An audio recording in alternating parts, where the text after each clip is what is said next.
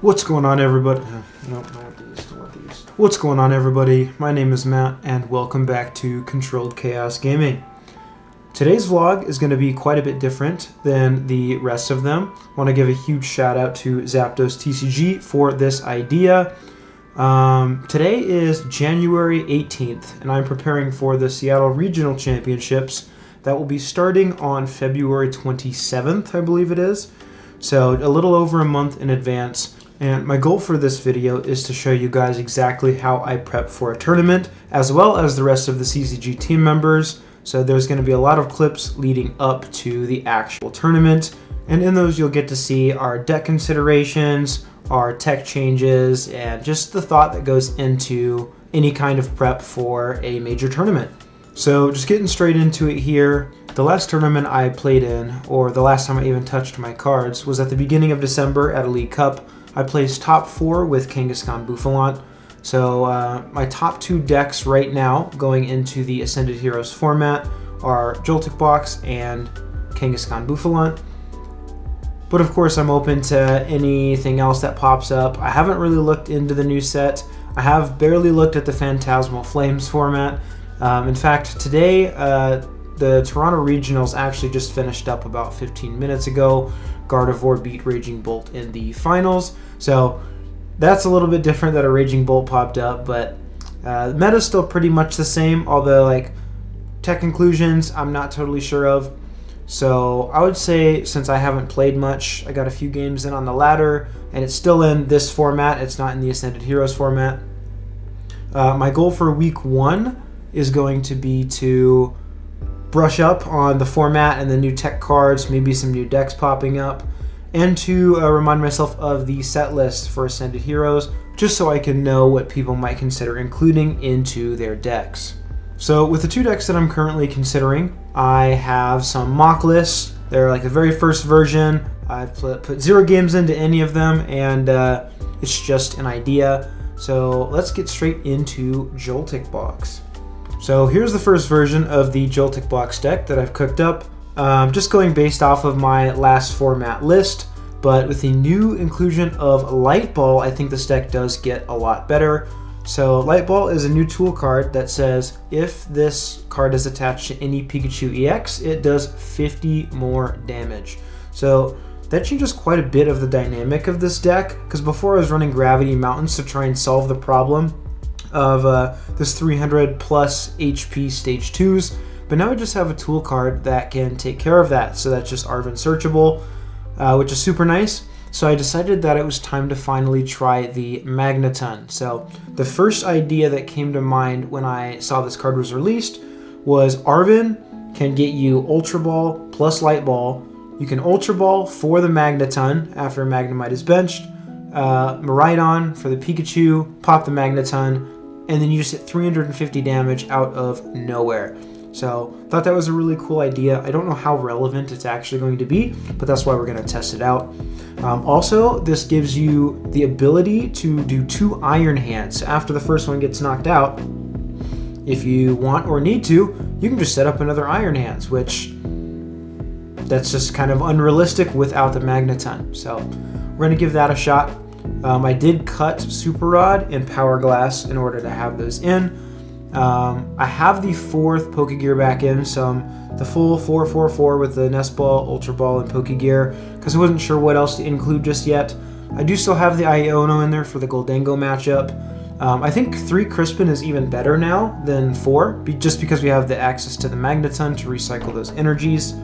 And another inclusion I have in here is Battle Cage over Gravity Mountains. I don't know how good this is going to be. I do feel like Battle Cage is a bit passive, but it does shut things down like Monkey Dory from setting up your bench with damage, so they can like snipe it with Scream Tail or counter-character it up later. It stops Dragapult from spreading damage, and it stops Dusknoir. So, but most importantly, it's just kind of there to be another stadium bump for those pesky jamming towers or lively stadiums. So we'll see if it stays in the deck. I'm sure this will change quite a bit between now and Seattle Regionals. But yeah, this is version 1 for Joltik Box. Up next, we have got what I like to call Kangaskones. This is the list that I played to top 4 at my League Cup at the beginning of December. There is just one change to the list. I had 3 of the Curly Wall Bouffalants, but sometimes you just want an extra attacker for like 2 energies. So the Boofer Bouffalant we tossed in there because I did see it in some of the lists from this previous format. It's not a very good attack. It's what, 50 plus flip a coin until you get tails and it does 20 more for each heads. But since Curly Wall reads, you just need to have 2 Bouffalant in play in order to get the 60 damage reduction.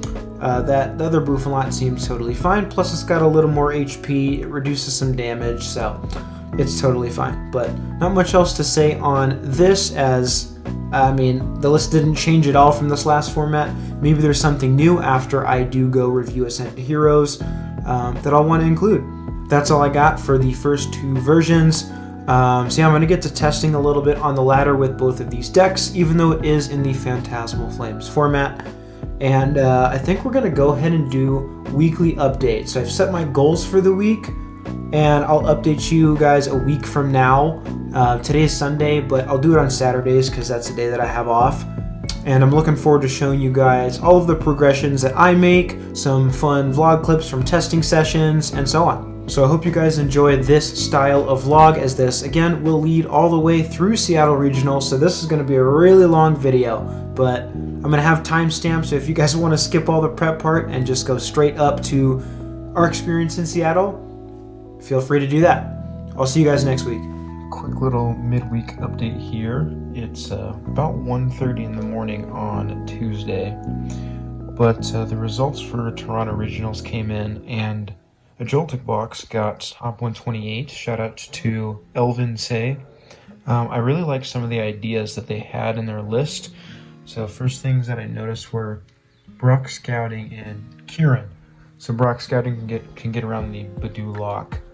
It's also good for searching out your evolutions. Now we have Magneton and the Galvantula. And of course getting your basics out early or mid-game, like your Fez and your Mew, which can be harder to find. So they did come out, or they did cut some of the Nest Balls, Ultra Balls, and the Pokegears. But Kieran's really interesting in here. So we already have the Light Ball. But an additional way to do more damage or have a switch, because stuff like Grimmsnarl and Absol Box play Eviltal. The idea of that seems really cool. These are the 4 cuts that we made to fit those. Oh, and there's a Night Stretcher in there as well. I don't know if I'll want that in the end. Could be better as a Super Rod or just another card. But I do still have the Battle Cages in there, but I'm thinking maybe a little bit harder of a Dragapult tech, depending on how bad that matchup still is. First thing I would consider is Picnic Basket. I do not like Clefairy in the deck. In fact, Elvin hit 1 Poltnor and lost. Battle Cage does seem too passive in that matchup. And then Clefairy just doesn't do anything if they limit their bench, or they can just like counter catcher and target it, and it's not good. So I would include like maybe 4th Gear plus Picnic Basket, which can also help versus Gardevoir, or just something like that. But this is what I have for right now. I did notice that the matchup they struggled with was Charizard. They went 1 and 2 against it. They did dodge Gardevoirs, but I thought that was interesting because they have the Iron Leaves and they have the baby Galvantula for grass type attackers. Plus, if they knock out your Iron Leaves, you can Night Stretcher for it back. So not totally sure what happened there. It was Terrazard, so I don't have any experience in that matchup with this deck, but hopefully we get some later on this week. Alright, I've got my week 2 update here. I just spent some time on my Joltik Box list. I did end up making a few changes, and it says version 1.2 up here because I did actually make another version that was just slightly different. In fact, I think it was just like 1 card difference from my last list, but that's how I'm going to be updating everything. So I got to have 2 in-person sessions this week, specifically testing against Gardevoir and Dragapult. Those are the main matchups I do want to focus on as of right now, because I do feel like those will be 2 of the best decks going on into the Ascended Heroes format. So the changes that I made, I did mention in the last clip that I added the Brock Scouting and the Kieran in there. Brock Scouting does feel very good in the deck. It's really good for your early game setup, or even mid game, especially under Badoo or Frillish Lock.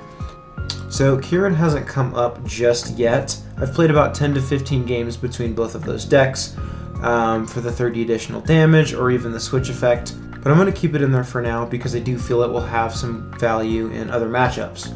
Good news for me is the new set comes out on PTCG Live on Thursday, I believe, so I'll actually get to play against some other decks and see what new innovations they include in theirs. So the changes I made from the last list were I am trying Zero Stadium right now. For the 2 battle cages, I decided to add in Picnic Basket and 4th Pokegear for a little bit more consistency. The Picnic Basket is in there for that first Dragapult attack when they spread, 10 damage on your Pikachu, a couple on your Miraidon, maybe 10 on your Latias, and so on, and then they hit like an active Iron Hands or something like that. You're able to like Bravery Charm it and then use your Picnic Basket to force them to have to go like Gust and then put all 6 on the Iron Hand. So I'm just trying to mess with their math a little bit. I don't know if it's going to be worth the inclusion just yet, as it didn't really come up in any of those games. And then against Gardevoirs, they start to spread out Monkey Dory damage. Towards the beginning of the game, you can really throw off their math with that. But so far, Light Ball has been pretty strong, and like I mentioned, the Brock Scouting for knocking out like Gardevoir or Dragapult when you need to without something like Clefairy. The 4th Pokegear is also nice just for a little bit of extra consistency. But this is where we're at for the list going into week 2. My goal for this week is to look over the Merida and Birmingham results after they finish up. Both of those are out of day 1 after today. And then I want to get as many games in as I can whenever the new set does come out on live. I won't have too extensive of an update since I'll be doing this on Saturday and it comes out on Thursday, but we'll see if the list changes from there. Okay, getting a little bit bored of the pull up the deck list and talking to my computer update, so we're going to do a phone update. I just got home from a testing session with Zach and Trevor.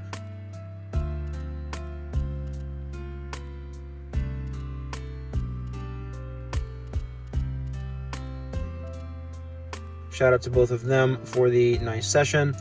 I tried some new changes in Joltik. I decided to cut the Magneton. I've been testing against Goldango all afternoon, playing games against myself on Limitless. And Magneton is a little bit too hard to pull off as compared to the Power Glass that I was doing before. And Magneton is mainly for that matchup anyways. It's good into other things as well. But if they know that it's there, they knock out the Joltik, you can't really pull it off safely. So went back to the Power Glass. Did get to play a set against Goldango. I did win 2-0. I played another set as well against Pult. And it seems to be a theme that the deck only gets 1 Dracloak out on turn 2. I don't know what's going on with it, but both of those games, just 1 Dracloak and I was able to boss KO. So I won that set 2-0. And then against Zach's Gardevoir, I won 2-1. So that was a lot closer, those games were. But one of the games, he wasn't able to get his Candy Gardevoir. Game 2, he pulled it off, and my start was a little bit slow. And then game 3, I was able just to put on boss pressure. So pretty solid testing session today for the deck. I'm liking the list, and I'm going to go ahead and pull it up for you right now.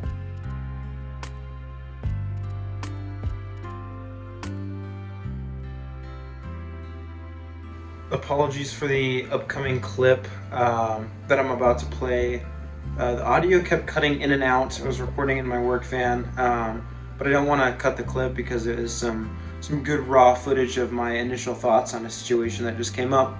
The first clip I am going to cut, I was just talking about how I'm adding Grimmsnarl to my testing list because I kind of forgot that that was a good deck. It just won, and Kieran Farah's top 8 list seems pretty good, and I want to give it a try.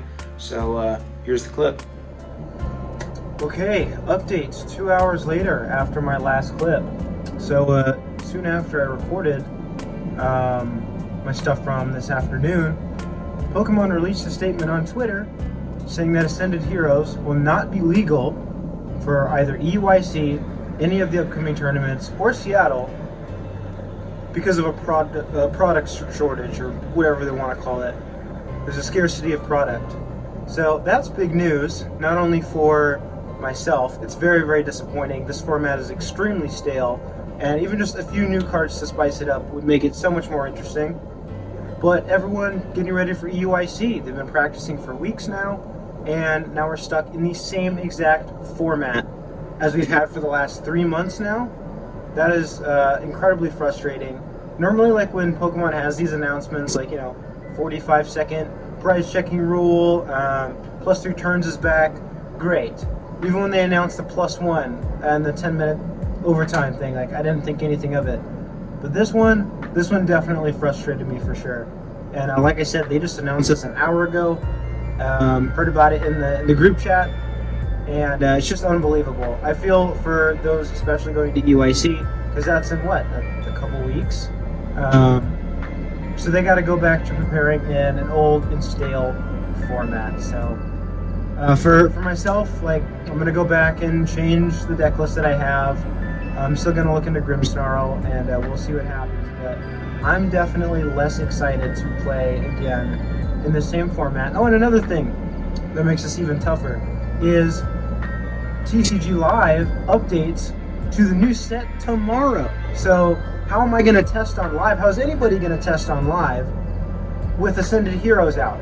It just doesn't make any sense. So I hope at the very least, since they just made this announcement, that they don't release it on live, but who knows what's going to happen with that. So we'll see. I'll update you guys tomorrow or when I know more information, but yeah, what a curveball. Good morning, everybody. Well, it's 11:15, so good afternoon.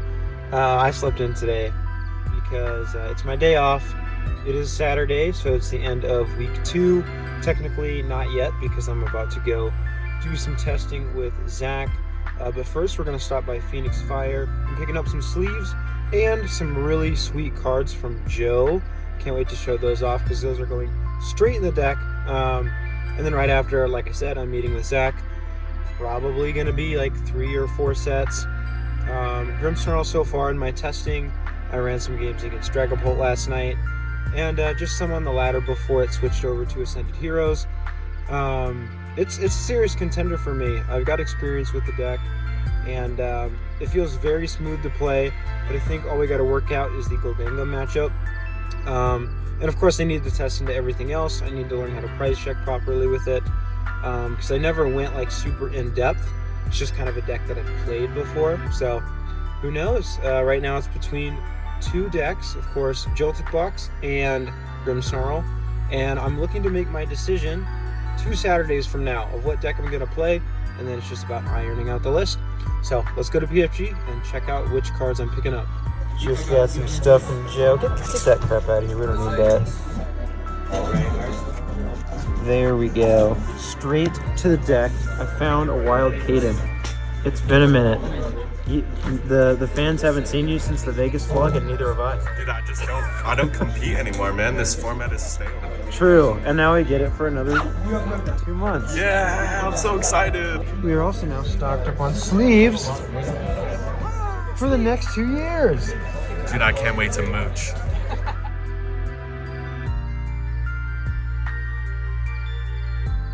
I am back home after about a 4 to 4.5 hour testing session with Zach. My head hurts, I'm tired. Probably gonna play some more games tonight. So I started off by playing some Dingo against his Gardevoir to help him test that matchup. And then I switched over to Joltik. I played against Dragapult, won the set 2-1. Picnic Basket didn't really come up, so still not quite sure what I want to do with that just yet. And then I played some Grimmsnarl. So I got to play against his normal Turbo Guardy. That was a super quick 2-0. He just couldn't really get set up, and he didn't have the ante in there. So I switched over to the Jelly Guardy that he's been looking to potentially play for Seattle.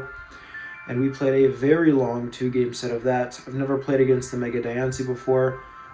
It's notably not weak to Dark, it's weak to Metal, and hits for a lot of damage. So I was able to play around it, just kind of had to adapt.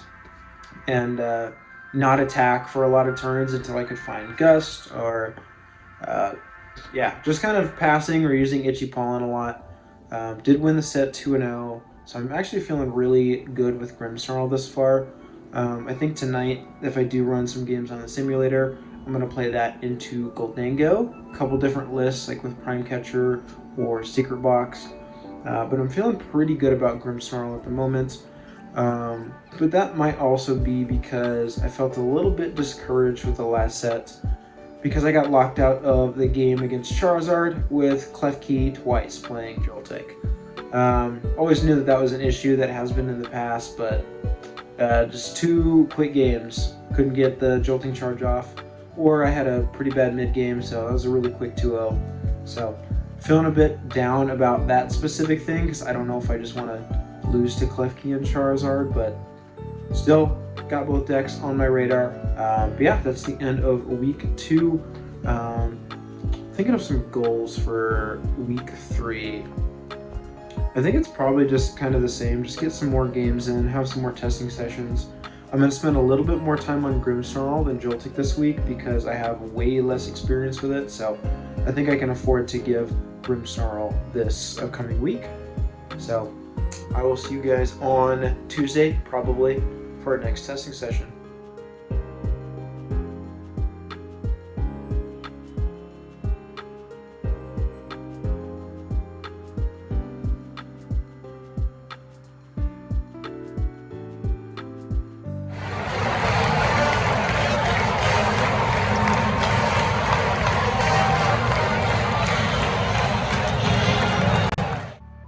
The final piece to my deck is right here. I finally got it.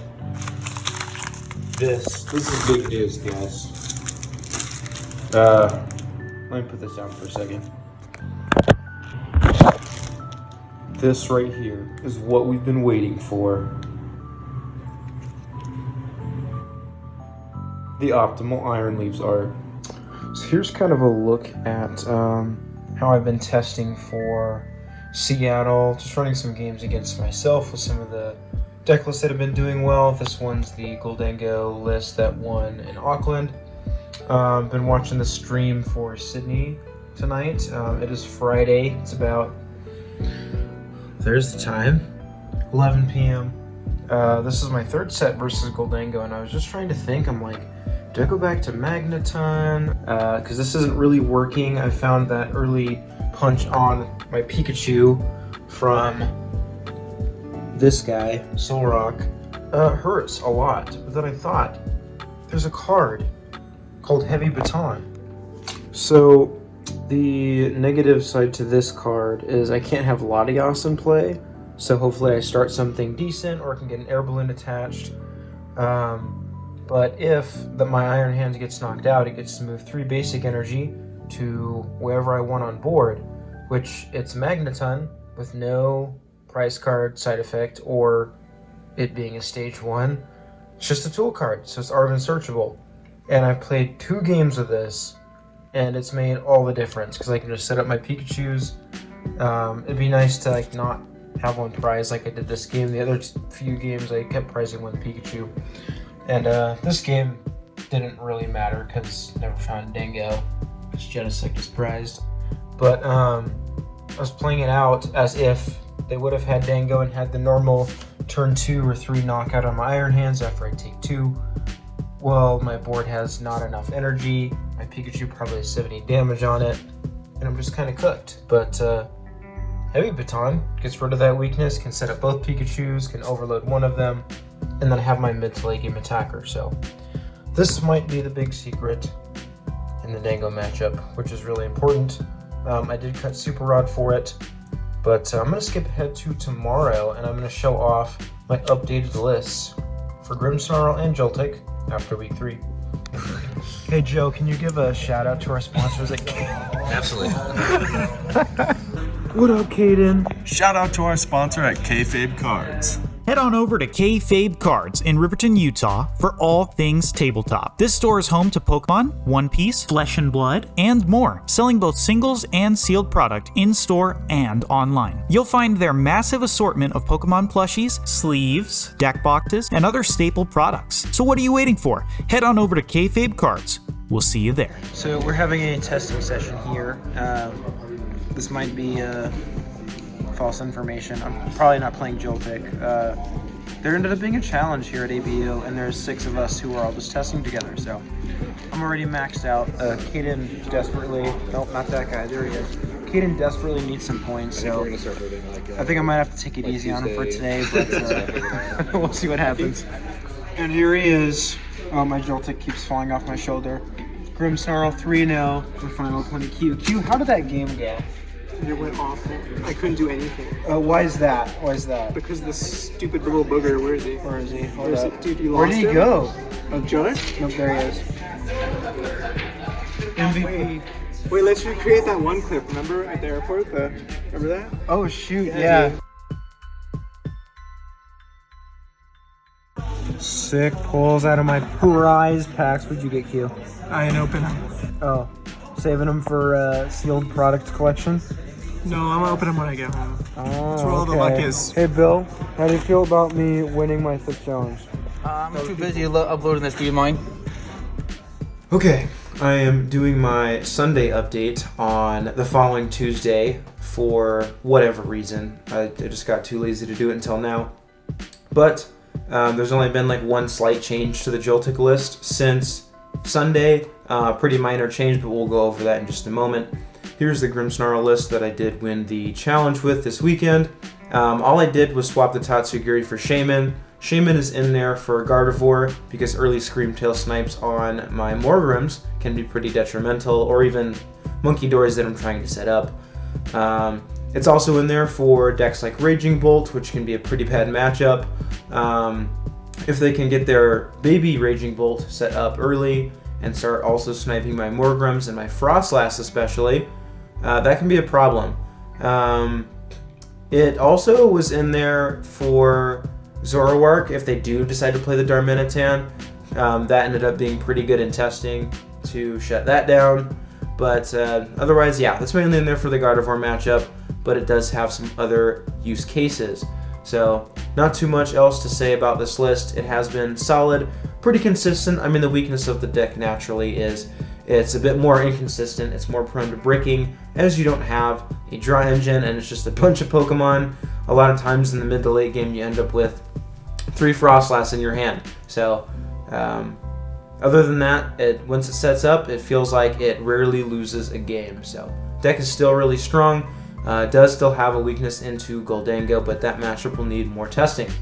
Here is the updated list for Joltik Box. As you can see here, I did go back to the little green fella. Baby Galvantula is in there. I put it in there for the Zard matchup because I started off my testing against it going 0-4. Combination of Klefki, Defiance Band, Dusclops. It was pretty hard to overcome. So I decided to throw Galvantula in there, and it has made quite the difference, being that second grass-type attacker. But also, if they leave the Joltik alone and go target the Iron Hands with all the energy, they kind of leave themselves prone to my 1 prizer taking a free 2 prize knockout. So far so good with the Baby Galvantula.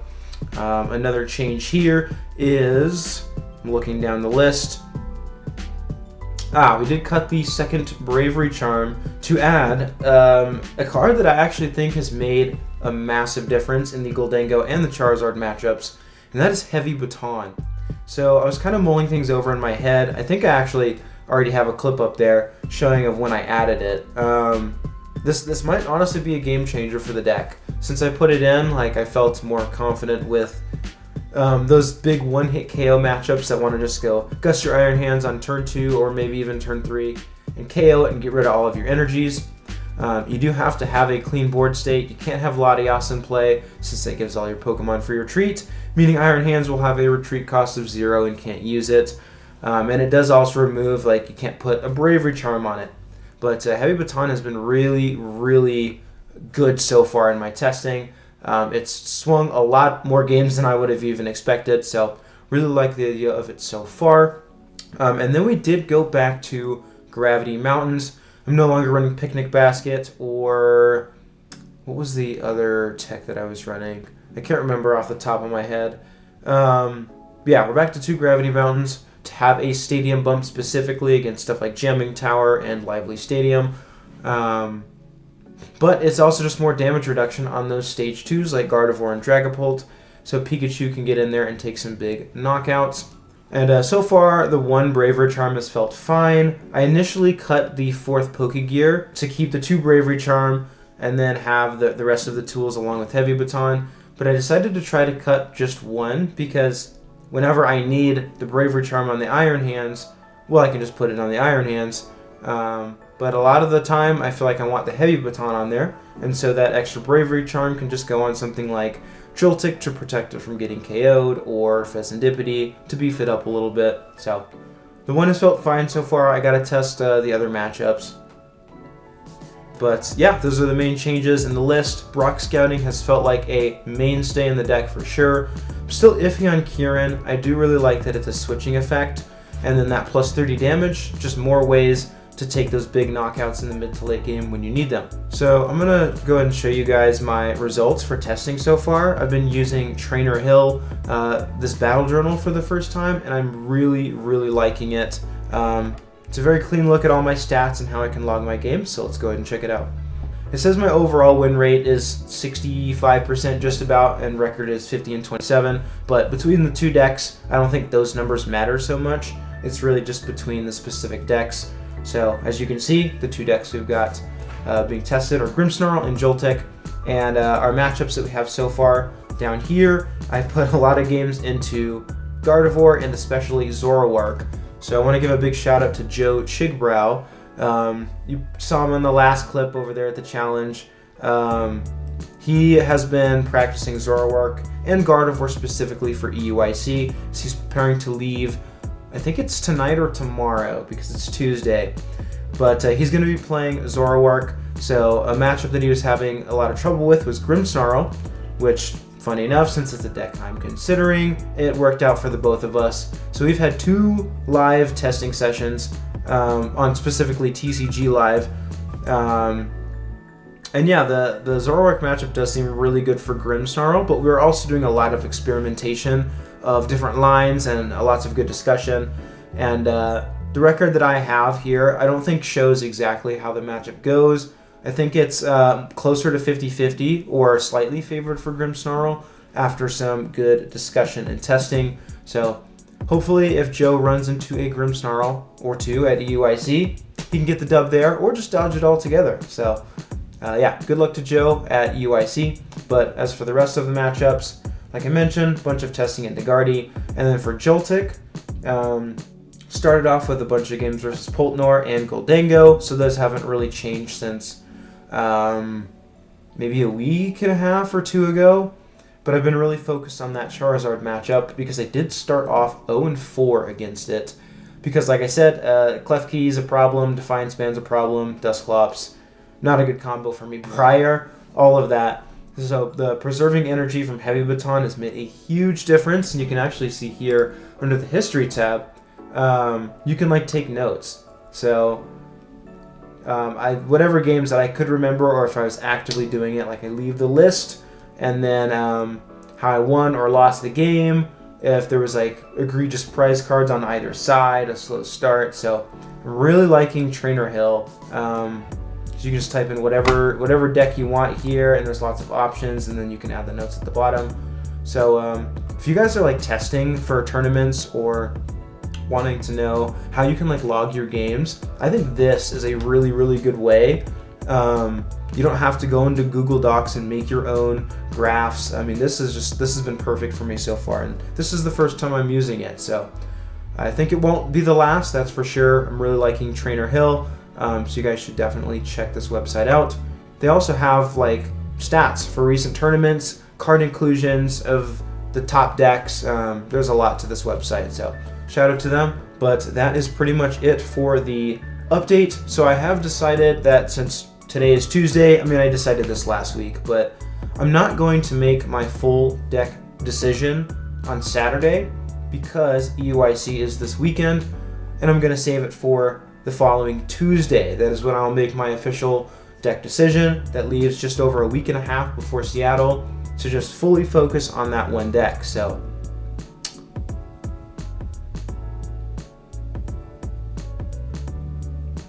at this point, where I'm sitting at is the numbers. I didn't even go over this. Yeah, based on the record, Joltik 24-17, Grimmsnarl 26-10. Like I said, I do think that number's pretty inflated due to the Zoroark testing, but I still just kind of have this. I'm like leaning towards playing Joltik. It just feels like it's more fun for me to play, and I put in so much time to it in the past that I'm really comfortable with the deck. Grimmsnarl has some testy matchups that I don't feel like I would currently play perfectly in, or at least close to perfect. So yeah, right now I am leaning towards Joltik, just kind of that feeling that I got, but we'll make the decision next week. The numbers are here, they're going to change a little bit, but who knows, maybe that'll fully affect my decision, or maybe it won't. We'll see. I'll update you guys throughout the week with how I'm doing, or any testing sessions. I think we might still have one tonight, even though Joe's getting ready to leave for London. But either way, I'll let you know what happens next.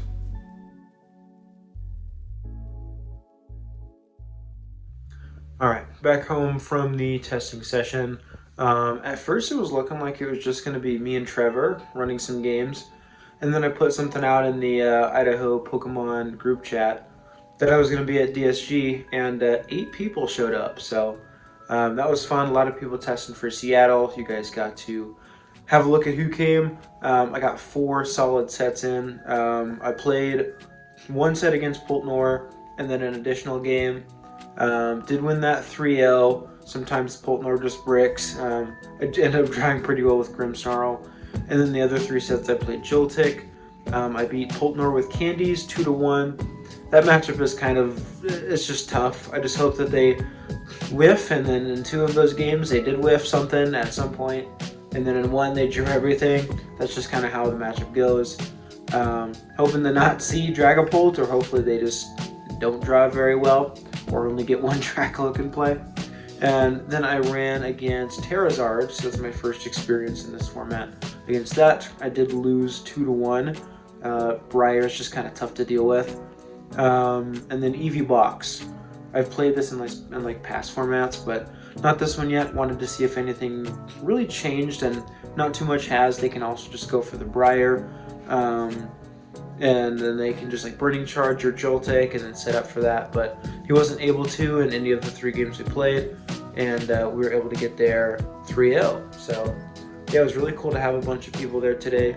Hopefully if we meet up next Tuesday, it will be more of the same. I got a bit of a work update. It's Thursday, so just wanted to share some thoughts that I had for the middle of the week here.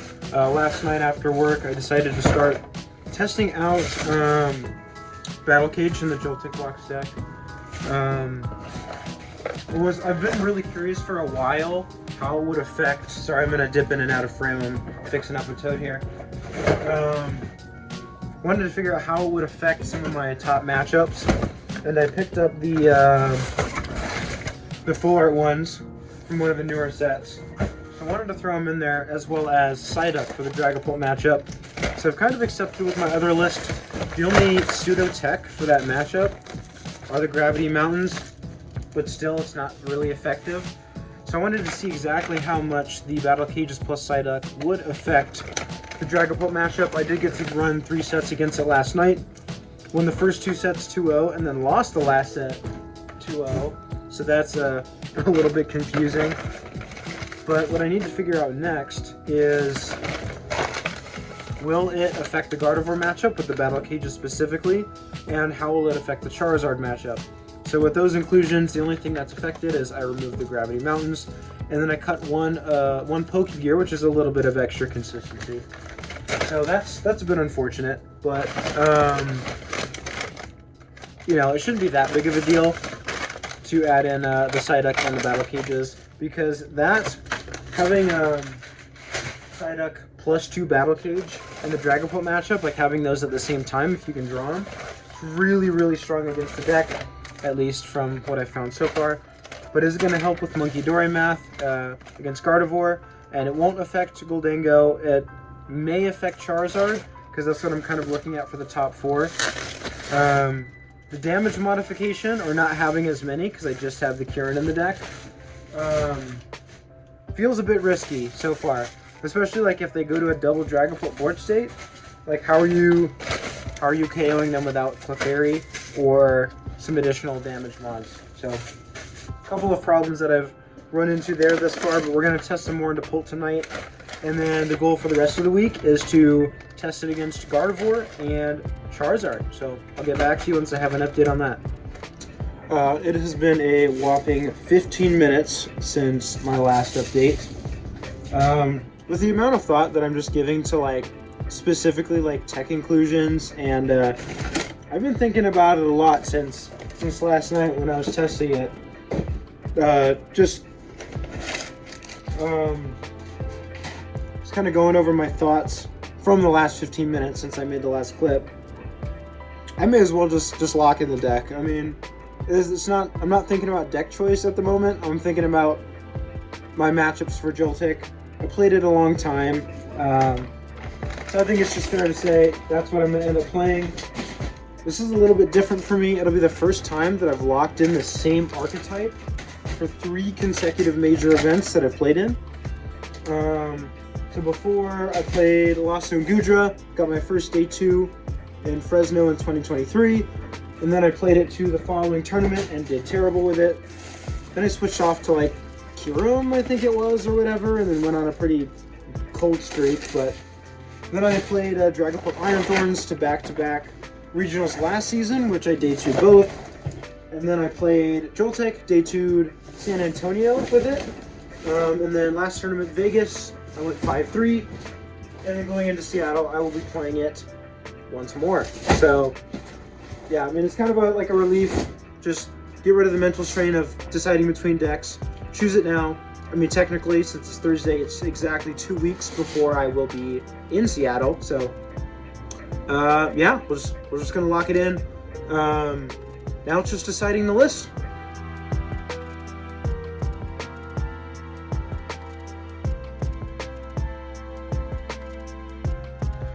What's going on, everybody? Quick Tuesday update here. I've been testing quite a bit on Limitless against matchups, specifically Terrazard and Grimmsnarl and Absol Box. That's been my focus for this week. Terrazard, I wanted to figure it out, just kind of clean up my plays, know when I can bench certain things, and that's been a lot better of a matchup than it was initially. This guy, hold on.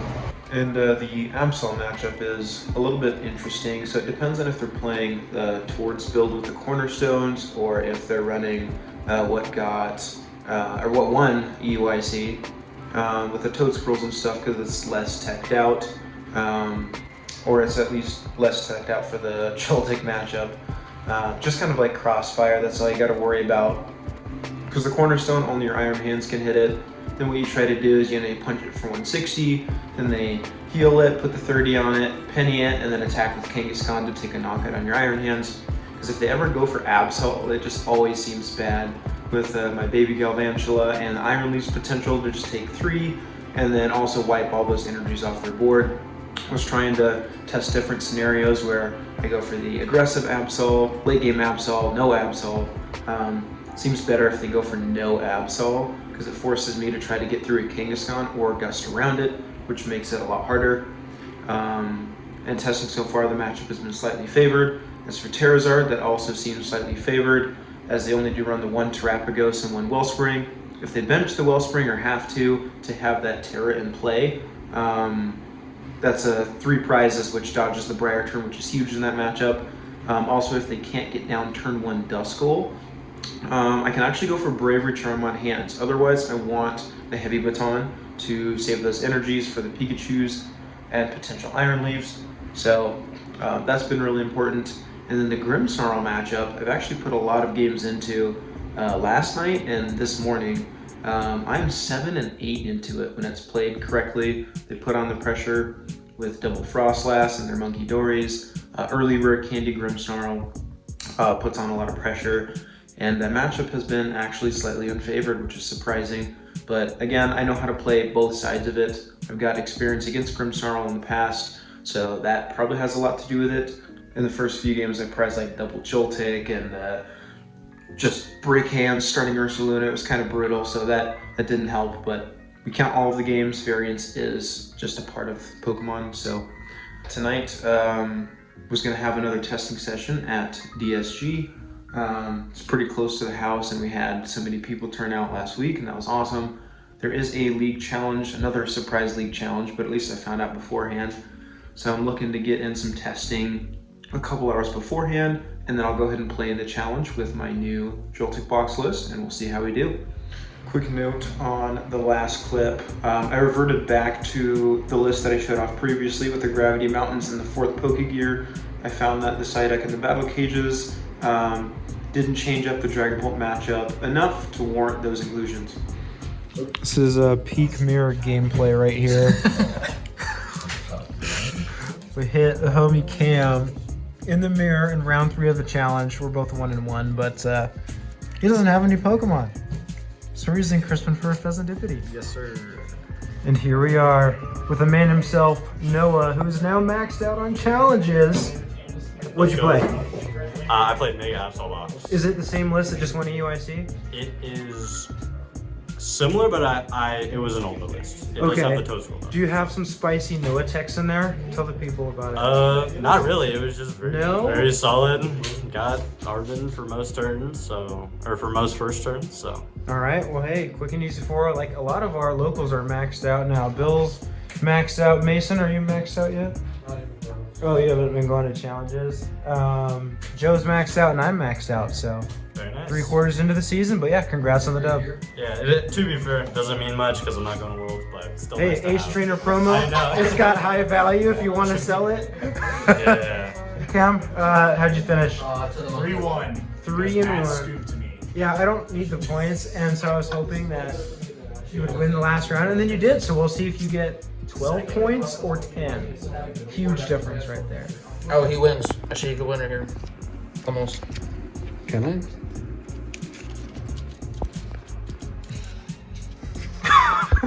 All right, the Tuesday night testing session and challenge is over. I technically finished 3-1. I scooped to Cam so he can try and get a finish, and he did finish 3-1, but overall we did finish 3-1 at the challenge. Only lost to Bill because he chose to play Kangaskhones today, which is just a horrendous matchup. I mean, the Bouffalants tank all the damage. You can't one-shot anything with Pikachu. Braver Charm the Monkey Dories. He's got Crustle in there. It's pretty brutal. But we beat Mirror. He full bricked. You guys saw that. That was hilarious. And he just like drew nothing for like the first 4 or 5 turns of the game. He loaded up a Pheasantipity, and yeah, it was pretty miserable. What else did I beat? I beat Grimmsnarl, Mason on Grimmsnarl, and then I beat Tyler on Zoroark. So yeah, Zoroark's a pretty good matchup. There's not really much he could do. Plus he had Price's Reshiram, and he could not find one of his Darmanitans, so it was a struggle for him, and he can't really get around Pikachu either, so it's just tough either way. And then I got to play a set against Mega Absol Box afterwards, so got 2 wins there. We also ran some games beforehand. I did play a set against Bill's Kangaskhones, lost that set 2-1, and then I beat his Gardevoir 2-1. He ended up breaking in game 3, so got some good games in. Feeling even more comfortable with the deck. I'm liking the 60. I would like something like a Tool Scrapper or maybe even a Picnic Basket in there, but I really don't want to cut that 4th Pokegear, and that's the only realistic tech slot that I see available for changing in the deck. So yeah, but that is, I guess that's not it for week 5. It's technically towards the beginning, but I work the rest of the week. But this weekend is a double cup weekend, so Saturday and Sunday. I'll be able to make Saturday's cup I believe that's at ABU. And then Sunday's Cup is at IHG, but I work on Sundays. So depending on how this week goes, I might actually request the day off so I can participate in the Double Cup weekend. I do still need to replace 2 top 4s, but it's also going to be some really good testing. So I will see you guys on Saturday. Good afternoon, everybody. It is Saturday, and it is the long-awaited League Cup day. The last cup that I played in was in December because Idaho locals spaced them out for whatever reason. So, I mean, they're quarterly cups, and they definitely feel quarterly. I see Kato walking, but he didn't see me. I didn't get him on camera. But, yeah, I'm super excited. There's another cup tomorrow as well. I'm actually thinking about calling out of work. They give so much VTO that I kind of want to take it so I can participate in the Double Cup weekend. Perfectly placed the weekend right before Seattle. So, yep, we're going in with the Joltik list that I've been running for the last 2 to 3 weeks. Well, probably 2 weeks. There hasn't been a change to the list yet. I did see a video from Zach Lesage and the Shuffle Squad.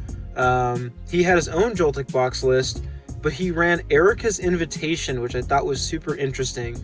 Because the strategy that a lot of like Dragapult players or Goldango players can go for is if they have to bench a liability like Pheasantipity, Genesect, whatever, they'll just Turo it up or they just won't bench it at all.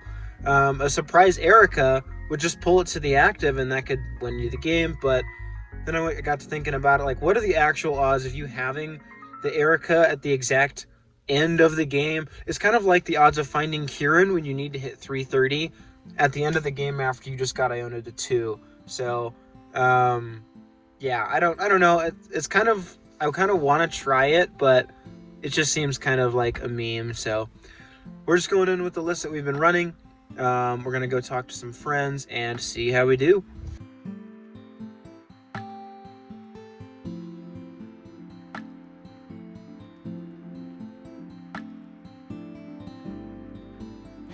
Alright, the only 3-0 table going into the 4th and final round. We got Keegan here. Keegan, you're excited to play in Seattle. What are you playing? Do you know? What's up? I am playing the Mega Absol Box. So you're locked into it? Yeah, I'm playing Emirates from UIC. I think it was. I forgot his name. But yeah, his list is really strong. Rocking the Toad School. Haven't really gotten to use it yet today, but it's in there. You haven't hit any Dangos? I hit Cody playing Dango in round 2. So that would have been good for that matchup. I don't know about all the rest of them. My run's been kind of lucky. Round 1 I got the bye. And then round 2 I played against the Dragapult and they opened the do, and then I opened turn 1 Precious Trolley. So, you know. Going first, I assume? Yeah, going first. You love that. I rip the nuts, you just have the nuts. Yeah, I'd say my run's been pretty similar. Round 1 I hit Venusaur. Michael knows how to play the matchup. He just didn't draw super well. And then I hit Cody round 2 playing Dango. He full bricked. We played another game and he full bricked again. Then I just hit Raging Bolt, and that was much closer, but we did get there. So him and we're still waiting for round 4. We're the only 3-0s. Looks like we're gonna ID and go get some lunch. So we'll both be in top 4. Good luck. Yeah, let's do it, bro. Top 4. Played against Tristan playing Eevees. There he is. I full bricked game 1, no jolting charge. He won. I bricked again game 2, but he had no Terra, so we were able to climb back into it and won. First 2 games took, what, 5 minutes? Something like that? Yep. And then game 3 I was able to pull it out. So we're going into finals up against Noah, playing his own spicy Absol Box list, so we'll see how it goes. Alright, finals is over. It went to an intense 3-game set with Noah. I prized leaves my last 2 games. I lost the first game, somehow won the second one. And then it was just brutal. The prize. What are the odds of prizing 1 card?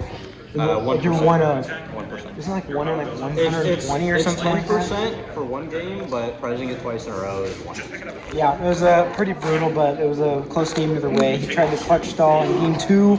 Was able to poke a gear into Kieran to take that one. But congrats, Noah.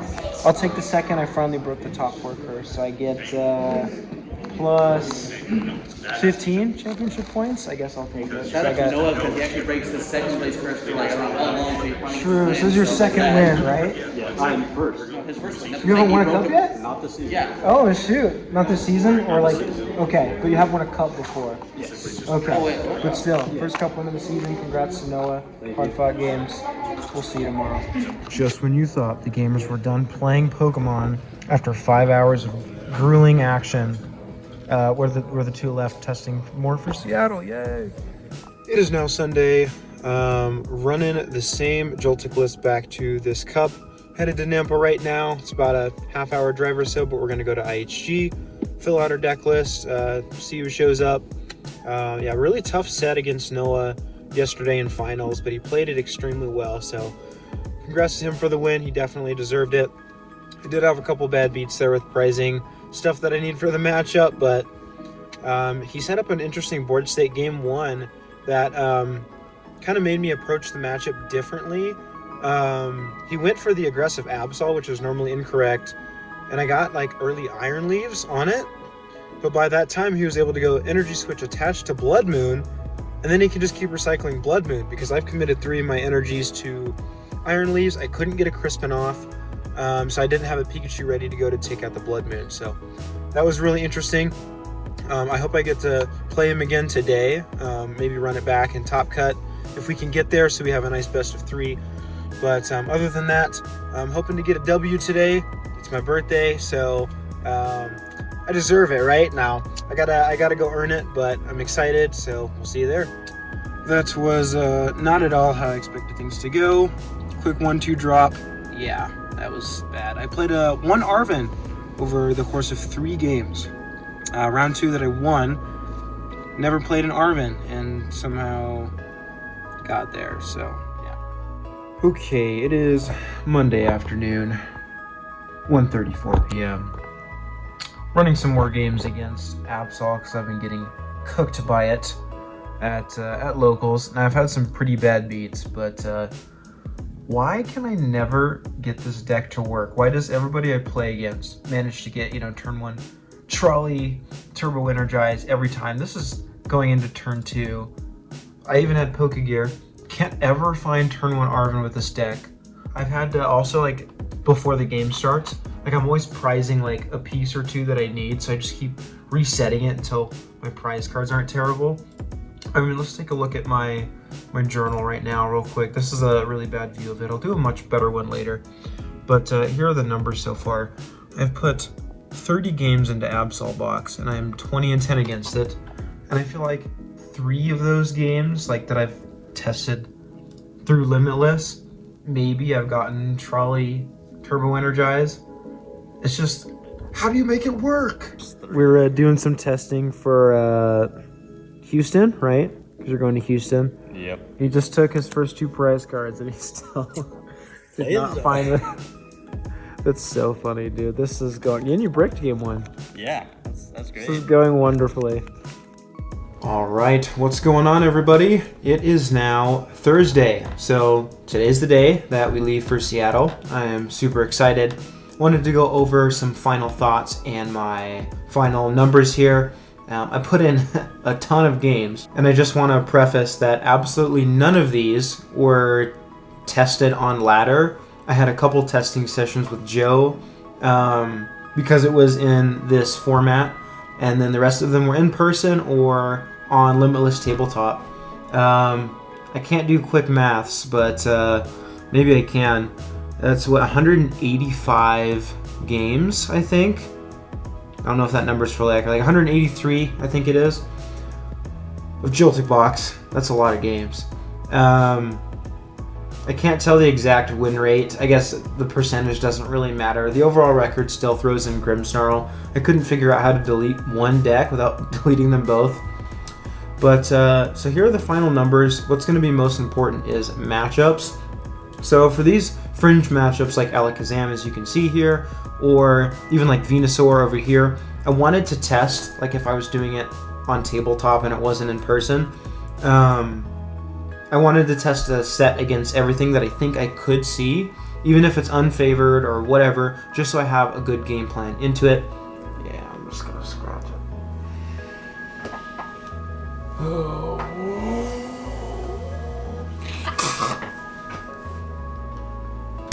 Cut. Okay, so I put at least a set into some of these fringe matchups here, like Alakazam. If we go over here, we got like Raging Bolt, Pidgeot Control. Zoroark's not necessarily fringe, but the matchup feels super good. Got Kangaskhan Bouffalant. I hit Venusaur at a challenge, or no, at a cup. And just little things like that, just to like have a good game plan into them. But my main focus was the big four. So both Charizard versions are kind of in one category in the big four, but I want to go over some quick matchup notes that I noticed for the top four decks that I expect to hit. We'll start with the Charizard Noctowl. So this one, of course, you gotta pay attention to. Do they get Klefki turn one? In these games, it has happened twice, I think. I couldn't draw out of it one time, and I drew out of it the second time. But it doesn't happen very often. Twice in, 16 games, I feel like isn't very often. But that's because they need so much on turn one, and typically they're blind choosing first as well. They need their Fan Rotom, more than likely a Terra, or at least they need to have something in their hand to get one. They want access to like Candy Zard. They would need an Energy to Retreat. They need a Poffin or have the Klefki in hand. Probably want to get a Duskull down. They need a Charmander down. There's just so much going on. That's more important for them to set up their board most of the time rather than disrupt yours with a Klefki in the active. So that's step one. Got to get past that. Step two, which is the most important part in my opinion of the matchup, is do they get a Duskull down on turn one or not? So if they do, and then on turn two they have Dusclops, Counter Catcher, Candy Zard, your Iron Hands is dead, which is not good. This is another big reason that I included the Heavy Baton in the deck for if this happens. So if they do get a Duskull down on turn one, we want to go for that Heavy Baton on the Iron Hands as soon as possible. Because if they want to go for the knockout, we can protect a bunch of those energies, put them on Pikachus, or even just anywhere, and have a potential Iron Leaves or a Pikachu that can no longer be damaged unless they are able to also reestablish another Duskull. So they can't just knock it out straight away. So that's really important. But if they do not get a Duskull down on turn one, we want our Bravery Charm on the Iron Hands. That's because we can just go take 2 prize cards with it, and they cannot respond KO, because this list does not play Defiance Band. Even if they did play Defiance Band, actually, that would put them to 270, which is still not enough. So that also goes for the Charizard Pidgeot matchup, which does play the Defiance Band. Same deal. Do they bench the Duskull? Do they get Klefki in the active? Kind of go from there. Those are the main things that you want to focus on for turn one. We do have Gravity Mountains in the deck as well, so we can actually attack with Pikachu into Charizards if we need to, that mid to late game. But our first target typically is we want to Gust Up their Pidgeot if they get it in play, and Arm Press it. So get rid of as much draw as we possibly can, and we just try to go from there. So Briar is something we also do have to work around. They can take an early knockout on Joltik. If they're playing the Noctowl version, something with like Fan Rotom, or they can just pop a Dusclops in either of the matchups. So yeah, we do have to be careful of that, but our Baby Galvantula is also in here for the Zard matchup as a good one prizer that just one hits a Zard. So it's another out if we don't want to burn more energies with Iron Leaves, or if we can't get to it. We have a lot more outs to getting our Galvantula in the deck now, with the 3 Ultra Ball and 2 Brock's Scouting. So, okay, next one, Dragapult Dusknoir. So I'm 9-5 into it in testing, but this matchup is really difficult if Dragapult gets set up consistently. That's the thing that it seems to struggle to do, and our deck can just take full advantage of that. For example, if they have to Ultra Ball for a Dreepy on turn 1 and pass, we're feeling pretty darn good. If we can just go Jolting Charge and then boss their lone Dracloak when they evolve it, and they don't play the candies, we're good to go. We're just steamrolling them. We take 4 to 6 prize cards with our Iron Hands. I don't expect the rare candy, so if I'm not going to play around that until I see it.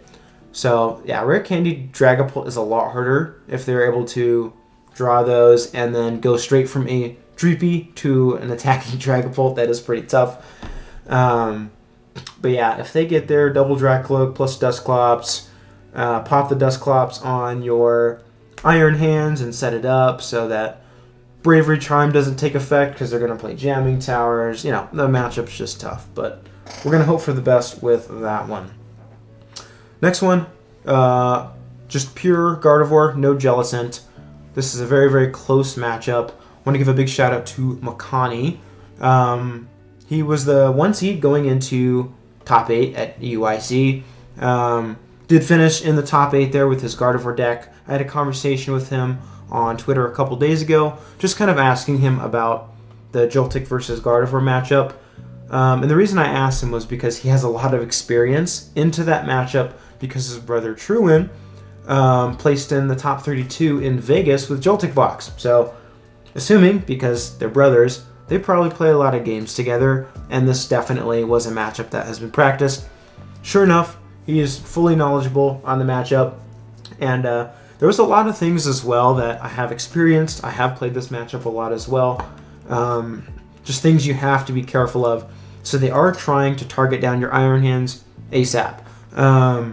If they get turn 2 Candy Guardy, or even like if they can Evo into Curlia's turn 1, if they go second, get Gardevoirs out turn 2, and then Screamtail, you're pretty much dead in the water. I have found that to be true, and that is exactly what Makani said. Yeah, it's not great. There's very little way you can come back. So if that happens, there's a couple plays they can line up for.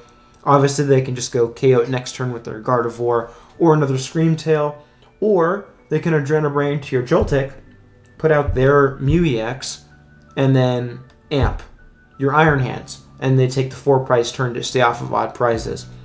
That is a really scary play that can come up, so we always try to evolve our Galvantula as soon as possible. We only play the 1 Bravery Charm, and typically that goes on Iron Hands in this matchup. But in those scenarios as well, if they go early like Screamtail Punch on our hands, we could put Baton in play. But the struggle with that is Latias. Having that in play is also pretty important in this matchup, because if we have to commit our Air Balloon somewhere, or they Iono us low and we can't find our Air Balloon, they're going to counter catch or something that doesn't have energy and then start sniping with Screamtail. Is it worth the risk? Depends on the hand, maybe. But yeah, it's always just going to be tough if they get turn 2 Candy Guardy and then start sniping your Iron Hands. We want to try and set up Pikachu as well. Oftentimes they're going to target it down, so we try to set up 2 Pikachus, which is where Heavy Baton can come in clutch. And yeah, so we're just going to try and go in. We do play the Gravity Mountains. We can take out a Gardevoir. If we force him to bench Fez as well, that's a potential Ursaluna target for the end.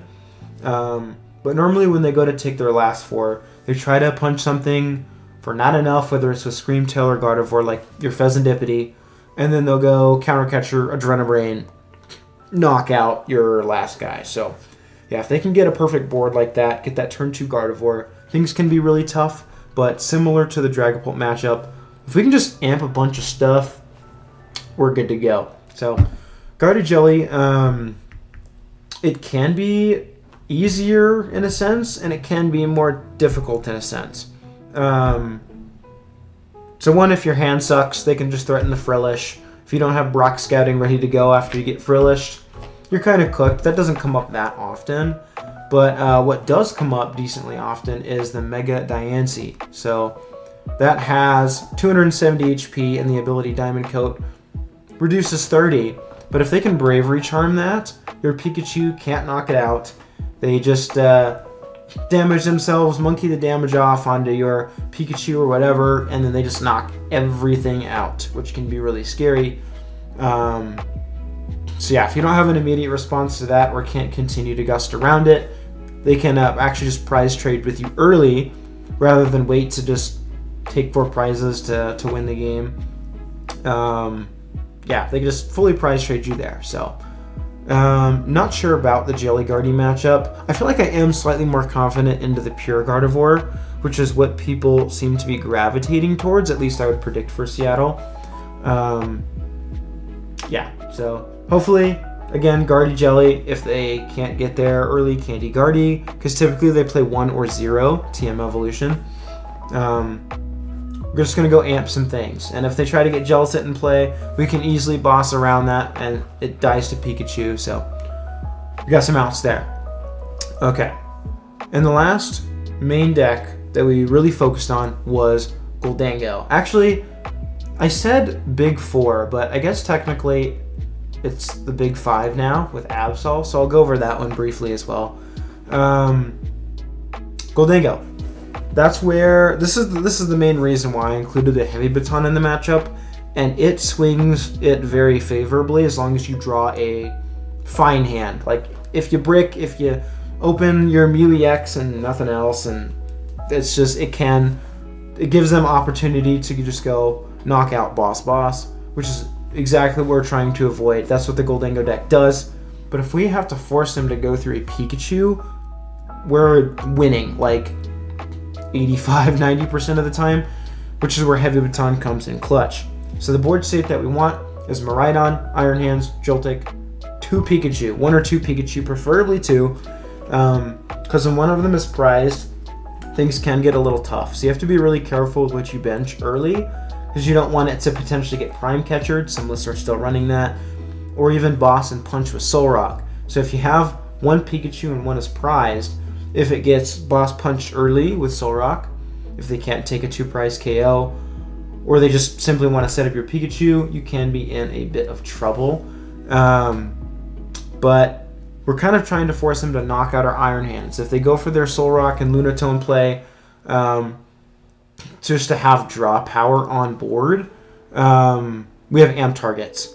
Now if they don't, if they just go for a Goldango strat, we just try to set up our Pikachus, plus they have less draw, meaning they're much less likely to just be able to boss every turn. So we're trying to put that baton on our hands, they knock it out, we spread it to 1 or both Pikachus, use our Crispins, our Power Glass, and then just take the rest of the game with our Pikachus. But the other main matchup here is Mega Absol Box. As you can see, I put 39 games into it. That's a lot of games. So I played a lot of these with Noah, and I played against him in the League Cup Finals this past weekend, and he did beat me 2-1.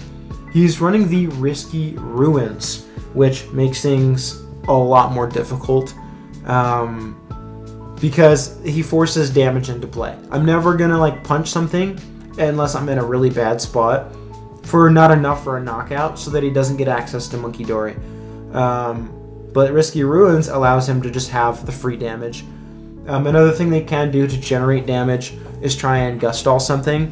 So you want to try and keep a clean board if you can, with things that can always attack. We do run 3 switch outs, but sometimes, you just get unlucky and you can't find them. But yeah, they can go for that Evil Tall Stall, Petra Run it to the active, Gust up your Latios, hit it for 40, and then they damage themselves, so then they can Monkey Dory that damage over to your Pikachu, so that they can Gust KO it. So yeah, they can be really tough, especially with the Risky Ruins. Bravery Charming, Mega Kangaskhan's is typically what I will expect to see. I don't expect to see the Risky Ruins. And I don't think people will want to put their Absol in play, just because it just immediately dies to Iron Leaves.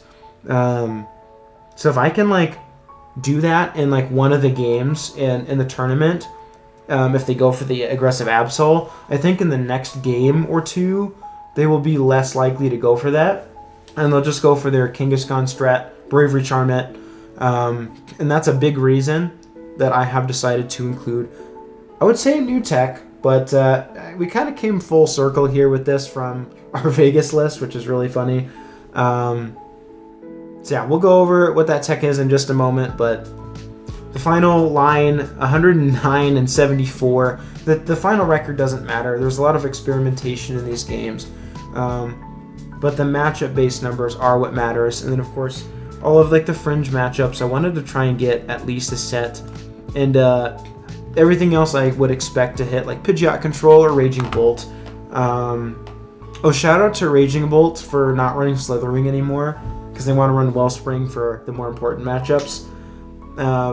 Bolt went from an auto loss to a really good matchup again, so hoping to hit Bolts with no Slitherwing. That'd be fantastic. Mentioned Alakazam at the beginning. Really tough matchup. We can get there if they have a slower start and we can set up 2 Iron Hands. But otherwise, yeah, it's pretty tough. But with that, we're going to go into my current 60 card list. It's not finalized yet because I have that one tech slot that I'm deciding between. Let's go ahead and check it out. So as you can see, with the tech slot, I noticed that I was having some issues with some fat kangaroos and some really big monkeys. So I decided, why not throw a wrench at it? Tool Scrapper's back in the deck. I was like looking over the list, and then I looked at my Vegas list as well. I'm like, man, we really came full circle with this. Now they're in very similar formats since there's no access to Light Ball. But yeah, Tool Scrapper we have in right now. I did cut the 4th Crispin, which is a little bit. I didn't want to do it at first because we're not running something like Super Rod, but we do have 4 Pokegears, and we have our Heavy Baton to protect our energies as well as Power Glass. And 3 Crispin has felt great so far. I think it also just like feels fine because I've ran through Crispin before. I don't remember 100% accuracy if I ran through Crispin in Vegas, but I'm pretty sure I did. I ran Iono. Yeah, I ran through Crispin, and then I ran Iono for the Dengo matchup. But instead of Iono, now I'm running the Heavy Baton. So yeah, Tool Scrapper for Kangaskhan's gets rid of their Bravery Charms. They can also put it on stuff like Monkey Dory in that matchup. Get them out of here. Gardevoir, same exact thing. I think a lot of the time what they try to do, and based on what Makani said, is they want to charm their Monkey Dory so that you don't have those amp targets. Because now they're typically running 2 if they're running the Drifloon. Get that thing out of here. I want to amp it. So yeah, Tool Scrapper's been pretty solid in those matchups so far in testing. I think it needs a bit more. So the other techs that I'm considering for that slot, I think cutting the 4th Crispin, because I did not want to cut a Pokegear. I'm like, on turn 1, if we're going 2nd, we need Pokemon and we need a Jolting Charge. And I want to mention another clutch card to help with that. If we have Pokegear and nothing else in the opening hand, is Brock Scouting. That's just more outs to getting our Pokemon out on turn 1. That's all. The odds are much more likely to get them now with 6 outs rather than even just 4. Because if we have something stuck in the active like Ursaluna, Pokegear, whiff an Arven, but we hit Brock Scouting, we can get our Latios and our Miraidon. We're good to go. So, really good card in the deck. I cut the 4th Crispin and included Tool Scrapper, which I think can be Picnic Basket, which comes up in the Dragapult matchup mainly. But if like Absol, for example, goes for that Yveltal stall and they're trying to spread damage around, or if they get like a risky runes if they play it and you gotta bench some things, that can come up to heal a bunch of damage. If Grimmsnarl goes in aggressive or even can get double Frostless out, start setting up damage on board, that's it's kind of a win more card, but typically when they put on that much pressure, they actually have an advantage in the matchup. So Picnic Basket can just fully swing games, just as it can into Dragapult. And Gardevoir, it's less likely to come up, but let's say they go in with like an early Scream Tail they put 60 damage on it or 40 damage, punch your Iron Hands. If you have access to it, you can heal them so that those energies are stuck there and they're just doing less damage with Scream Tail. But also when they try to like set up that little bit of damage, get the math going in their head of like, I'm going to Monkey Dory here to set this up, you can get rid of that. But yeah, this would be mainly for Dragapult and the Grimmsnarl matchup, and it can come up for the Yveltal stall plays and Absol. Another one is just like Night Stretcher or Super Rod, having recovery for things like Iron Leaves or grabbing the specific energy you want.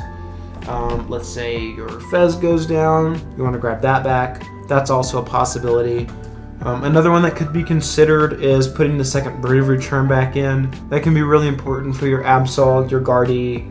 I'd say less so Dragapult because they can just Jamming Tower whenever they want. We do have bumps in Gravity Mountains, but they can be like proactive with it. They can put it down the turn that they're taking a knockout, or oftentimes you just whiff your Gravity Mountain because there's no real search in the deck, which is why we play 2 of them. And another one that I've been wanting to put some time into, I don't really have time now, so it's more of just thought, maybe a couple games with it, is Energy Switch. Arvin goes and grabs Energy Switch, can move that energy that you use with your Joltik. Maybe you get your Iron Leaves play early and they can immediately respond, but your Iron Leaves isn't threatening another knockout on, let's say, an Absol, because they're not going to bench another one. You can E-switch off of it and then go attach to something else like a Pikachu to attack with it the next turn. That's something that I've put a lot of consideration into as well. So I would say where I'm at right now with the 60 is I have that one tech slot available. The rest of the deck feels pretty locked. I love Kieran in the deck, having that. It's typically used for having an additional switch out, but the 30 damage has come up a bunch. Closing with like my Ursaluna to hit 270 on the Goldango or something else. That's been really good. Pikachu can hit 330. That comes up a little bit less, but it's like an out into Dragapult. And then like even Baby Galvantula can hit 210 on something like a Pheasantipity. Also unlikely, but just having that third switch out, I think, is what's very important here. And the potential damage boost, of course. The Brock Scouting, as I mentioned, just more outs to getting our Pokemon on turn 1, outs to grabbing Galvantula, and then more outs to grabbing Iron Leaves, because it puts it straight to your hand. So that's really important in those Dark-type matchups as well. 3 Nest Ball, 3 Ultra has felt perfectly fine with the addition of Brock Scouting. Gotta have the Earthen Vessel in there, of course. I haven't felt the need with the Heavy Baton to have Night Stretcher or Super Rod, although it would be nice. Second Charm would also be super nice, but I don't think we can make it work. 2 Gravity Mountains has felt just fine. We've run it in the past. I do feel like we need a stadium bump in this format with the Lively Stadium, Risky Ruins, Jamming Tower. Even Watchtower can be kind of annoying if Goldangos are still running it. And then a lot of other decks are still playing it, because sometimes you just want to close with your Ursaluna. So yeah. The only tech slot that I think is in the list here is that Tool Scrapper, which was the 4th Crispin. I think 3 is totally fine. So Tool Scrapper is either going to be that, Picnic Basket, or Energy Switch is kind of where I'm at right now.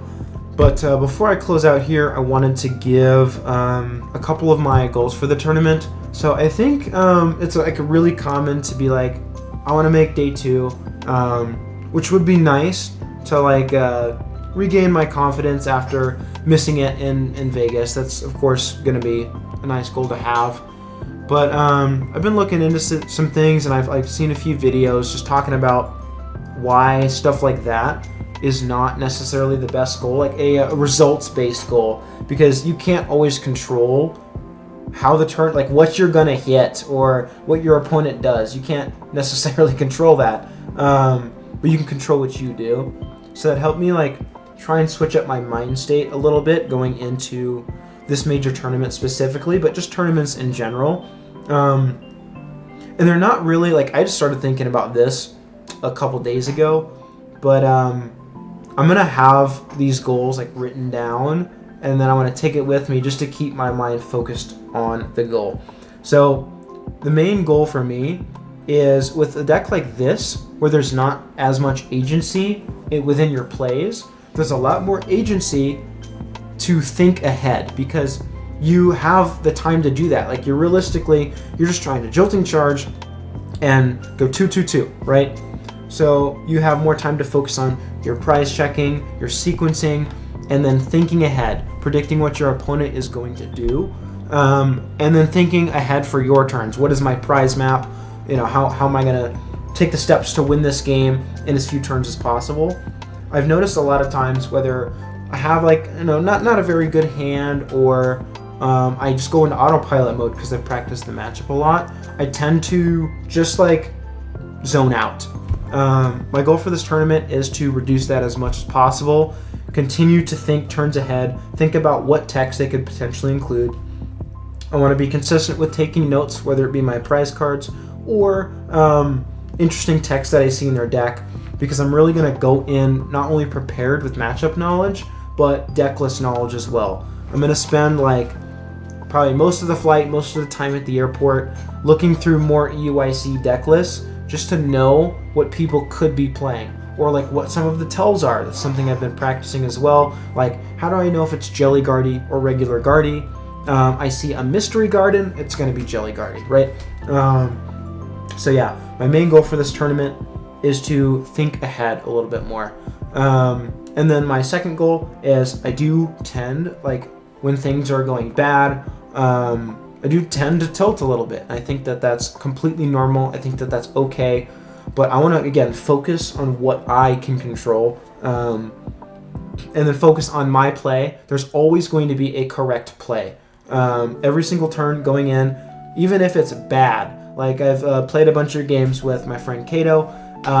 He's like, I can't bench Mew in the Joltik matchup this early because it's just not good to have. But I'm like, okay, what's your hand? And he's like, Super Rod, Night Stretcher, Energy Ultra Ball.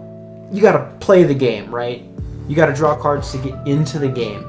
Sometimes it feels not optimal, but that's just the variance of the game. Sometimes you just have to accept the variance. You got to be like, okay, I got to take a risk here. There's always going to be a risk factor to things, so that I can get into the game. Then he goes to restart for 2, draws into the Lily, and he's back in the game. That's my main goal for the tournament. Control the controllables. Think ahead. I'm sure I will think of a couple more ahead of time, but I don't want it to be as results-based as it has been before, because that puts a lot of pressure on myself, and it feels even worse if I don't get to that point. Because sometimes it's just not your day, but sometimes it is. You can hit a lot of bad matchups, but because, I decided to lock in and focus on what my actual goals are, make the right play every turn, we can always get there. My opponents can make mistakes, and we can climb back into those games. But I think that is going to do it. That is a lot of prep. I think it's probably like an hour's worth before the vlog even starts. If you guys watch any of this, I appreciate you. This is more of an experiment. It's also something really good for me to look back on, to maybe see what works, what doesn't, based on whatever result I get. But yeah, it's really good for me, especially to look back on, and then people who are trying to learn. Like, I want you guys to learn from my mistakes. I want myself to learn from my mistakes as well. Really excited to spend some time with Andy and the rest of the team, my friends that I know from out of state and from other tournaments. So yeah, it's going to be an amazing time. I'm really looking forward to it. So if you did make it through this entire hour of just me yapping about Joltik Box and going through all of my clips and thoughts and how I prepare for the tournament, I really appreciate you sticking around. But of course I did leave the timestamps for the video, and now it's time to hop in to the vlog. See you in Seattle.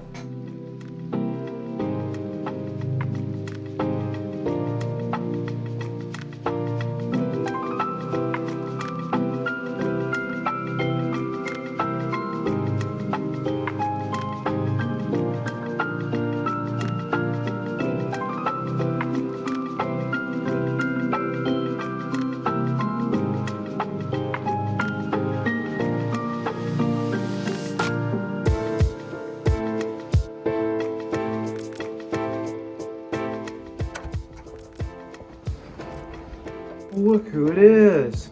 It's Breeze. Hi, Breeze. Hello.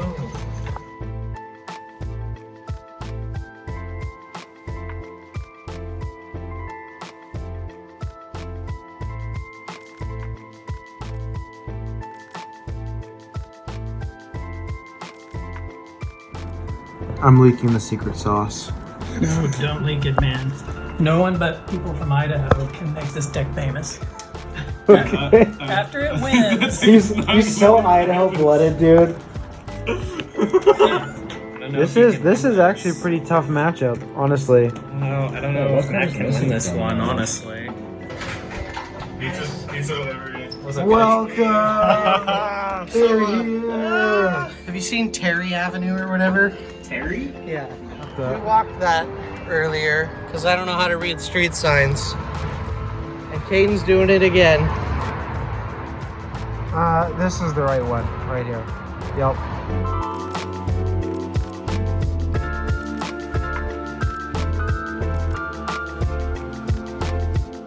Good morning, gamers. It is Friday. It's time for the challenge. Caden, are you ready for the challenge today? He missed registration. Breeze, are you ready for the challenge today? He's hanging out with Andy. Zach, are you ready for the challenge today? Sure not. He actually did register though. So Matt, are you ready for the challenge today? Oh yeah, dude. I got the best tech in the world. We're gonna try out some picnic basket today over this guy right here. That's the change. Wow. We're gonna go to Pike Place though. We're gonna look for some breakfast, so we'll see you there. The world famous gum wall. Let's go, dude. Let's go. Hey, you got any gum?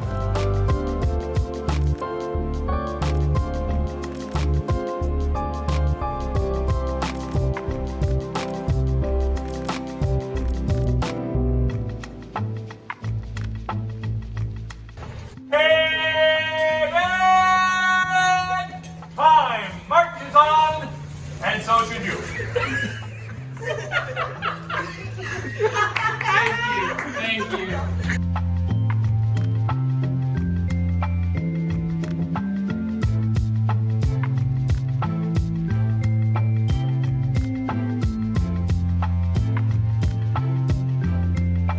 Look who hit round one.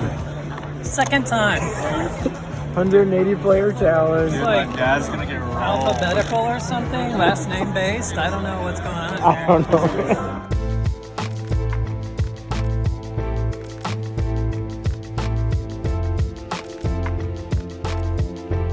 This is a clip of me talking about how the day and the challenge went, but unfortunately I decided to record this clip on a bridge, and the background noise is terrible, so we're not going to use that audio. But I finished 2 and 5 at the challenge. Not a good day. I did mention like one mistake I made into Raging Bolt, and the rest of it felt pretty uncontrollable.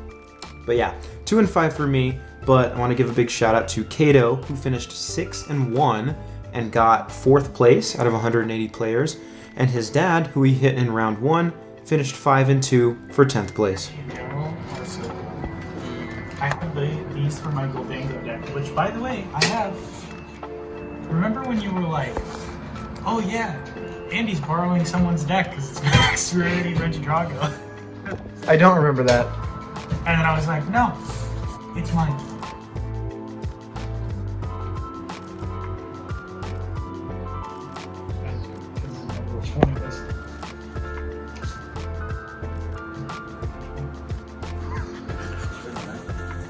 Good morning, gamers. It's game day, and Bill is Team Dad, and he's actually cooking Team us- Grandpa, actually. But Oh, wait, who's Team Dad then? Team Grandpa, but I mean, the oldest player around. Come on. Bill's making us some breakfast here. We got the bacon. I just woke. It's like 6:40. I just woke up and I smelled we got bacon being some cooked, bacon, sausage here. sausage. Got a dozen eggs for us, basically. 10 tortillas. One for everybody. Everyone's gonna have a nice stomach in the morning and have a good day today. And we're all making day 2. That is Let's correct. go. Found the Mason and the rest of the squad. And I'm playing my first game against Joe. You might have remembered him from, I can't even remember which vlog it was. It was back in the Lugia days.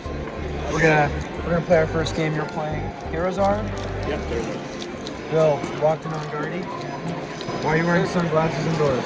Because I can, bro. I'm gonna go ahead and do round by round updates for this, just because I showed all of my prep, and I kind of want to talk about what my strategy is going into specific matchups. So just finished up round 1.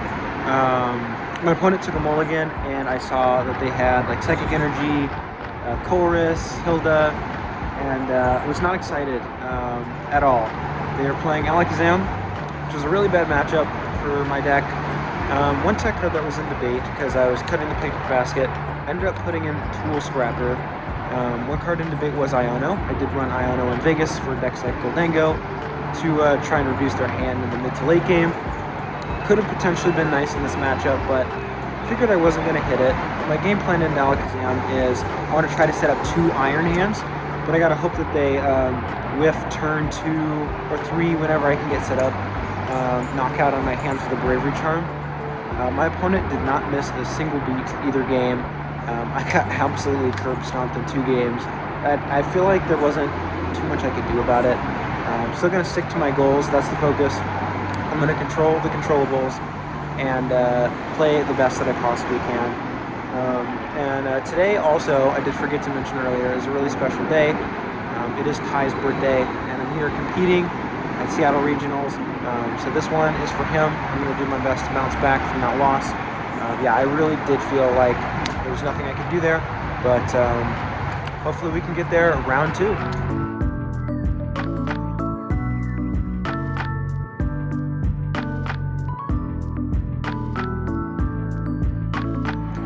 Alright, round 2 is completed. I sat down with my opponent, and while we were shuffling up, he accidentally flipped over a card. It was a Hariyama, so I was like, wow, this is my tournament run, huh? Alakazam and then Lucario, which are both really bad matchups. He was running an interesting version of Lucario Hariyama. It ran 2-2 of the rocks for some draw support, which makes sense. Game 1, I had the opportunity to go grab Mew and set it up because it hits it for weakness with its own attack and can take 3 prizes there.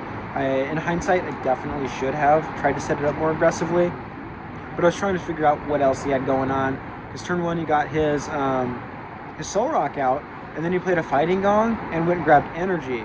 So I didn't know if he didn't have other energy in his hand or if he just didn't have access to Lunatone.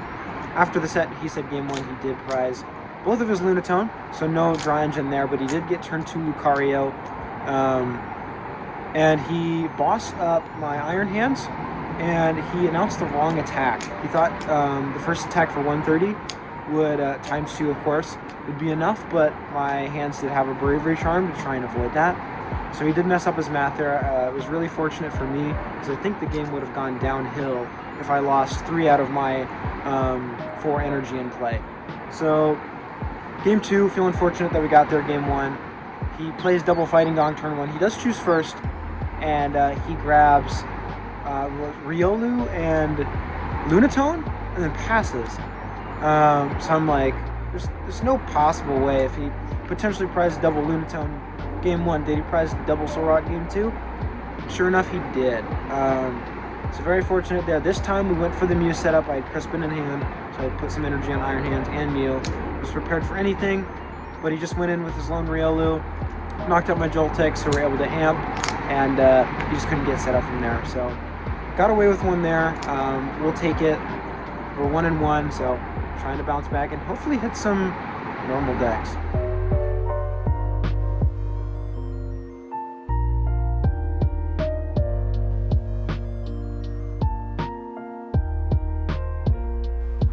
Round 3 is up.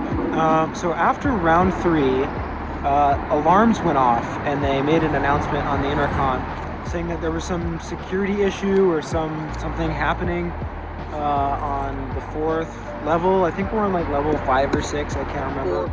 4.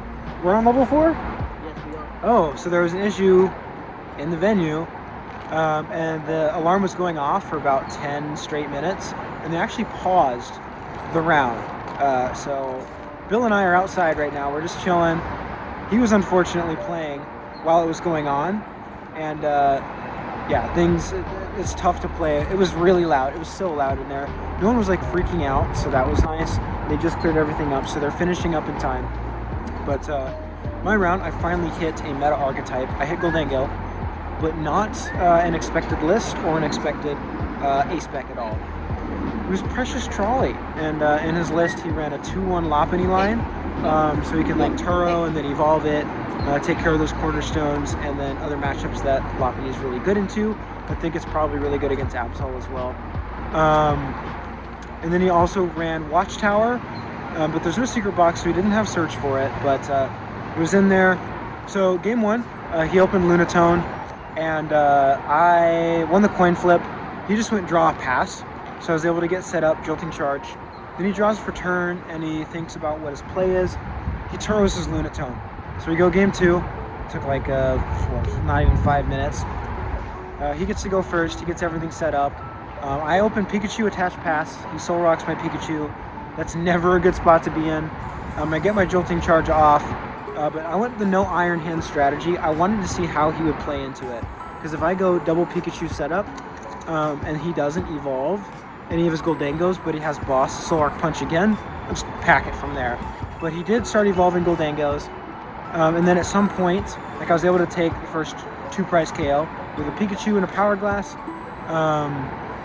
Then he prized his second air balloon because he had his Goldango in the active. Needed to go and do his Soul Rock to punch the second Pikachu that was loaded up with the Power Glass for 70, so we get set up to take a game there. But yeah, since he prized the second air balloon, we were able to close out with the Blood Moon Prime Catcher plan as Genesect because he discarded Watchtower super early, and he wasn't able to find his Turo to pick up his Genesect. So 2-0 victory there. We're climbing back.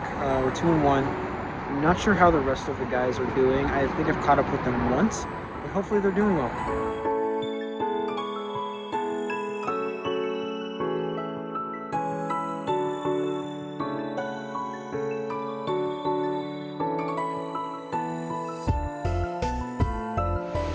Alright, quick round 4 update. This one took a little bit longer, so I gotta hurry up. I hit Jelly Guardy. Game 1, he wasn't able to get Candy Guardy very quickly. I was able to amp a couple things. He had to try and stall with Frillish, but it didn't end up working out. So we conceded that one. And Game 2, he got me in a pretty good board position where instead of like taking 2 prizes, he decided to boss up like Pikachu and Frillish. So Game 2, I made a mistake on my first turn. I should have used Brock Scouting rather than Arven because I had to Jolting Charge to a couple of Pikachus instead of an Iron Hands. That was not a good idea. Didn't end up working out, and I packed it pretty quick because the Gardevoir matchup can be pretty grindy at times. So with 23 minutes left, we go into Game 3. I take the first 2 prize cards. He whiffs Candy Guardy, goes in with Frillish. I go Boss's Curly, I take 2 prize cards, and then I think he gussed something up, I can't remember. He had a way to he put Pheasantipity in the active, and yeah, I honored me, and I drew into Arven for Prime Catcher to take all 6 with hand, so pretty fortunate for me, but I'll take my 3rd win in a row. Let's see if we can keep this going.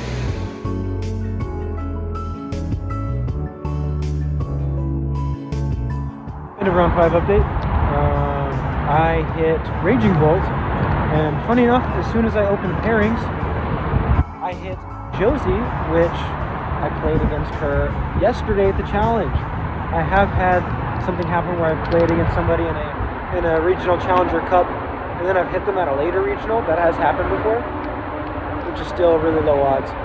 But to have it happen in the same weekend is wild, and we're both playing the same decks. This time, that was like one of the games. That was the game that I misplayed to pretty much lose the game yesterday, and I learned from my mistakes this time. So we got the 2-0 victory. So we're 4-1 right now.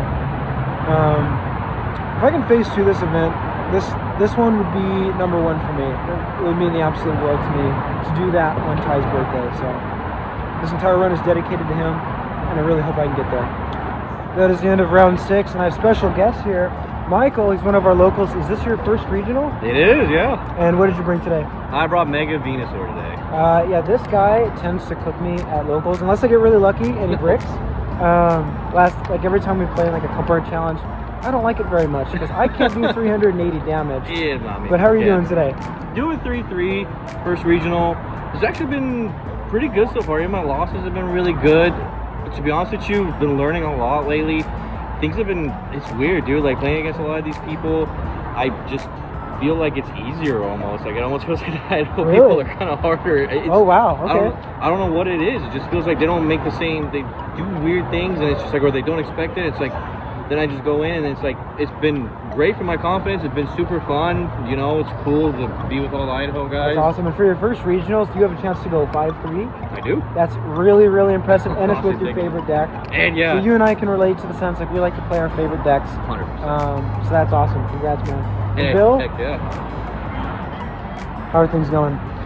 I just lost my potential stay for day 2 to Zard, and you know, there's always those aggressive Zard players, and you got an aggressive Zard player, and the dude literally just popped up like crazy, preventing me to set up, and just a little bummed because I want to keep going, but is what it is.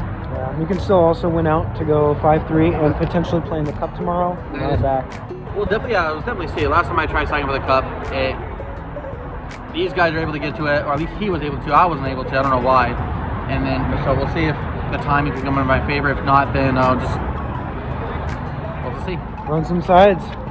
So my round 6, I hit Goldango Lunatone. Game 1, I felt really good. I got the perfect board state I wanted. Double Pikachu, Joltik, Miraidon, and Iron Hands with Heavy Baton. And he beat me. So he played it extremely well. And I felt pretty rough going into it. I shouldn't be thinking this way, but I was already thinking about my winning in the next round, because I'd be at 4-2. I won game 2. I can't remember exactly how that played out. I forgot to take notes. But game 3 was a sweater. He didn't get any gimme goals down turn 1. I had a really odd board state. I had an option between starting Iron Hands and Joltik, but I had nothing else going. I had like a Kieran in my hand, an Air Balloon, and whatever. I started Iron Hands so that he can't donk my Joltik, and then I just went drop pass, going first. And the next turn, I went for Prime Catcher on his Lunatone, Jolting Charge, got the Heavy Baton. He got, instead of Gimme Ghoul, he had Artisan for a Gimme Ghoul potentially. He decided to go for the Baniri. And then I had Boss KO on it.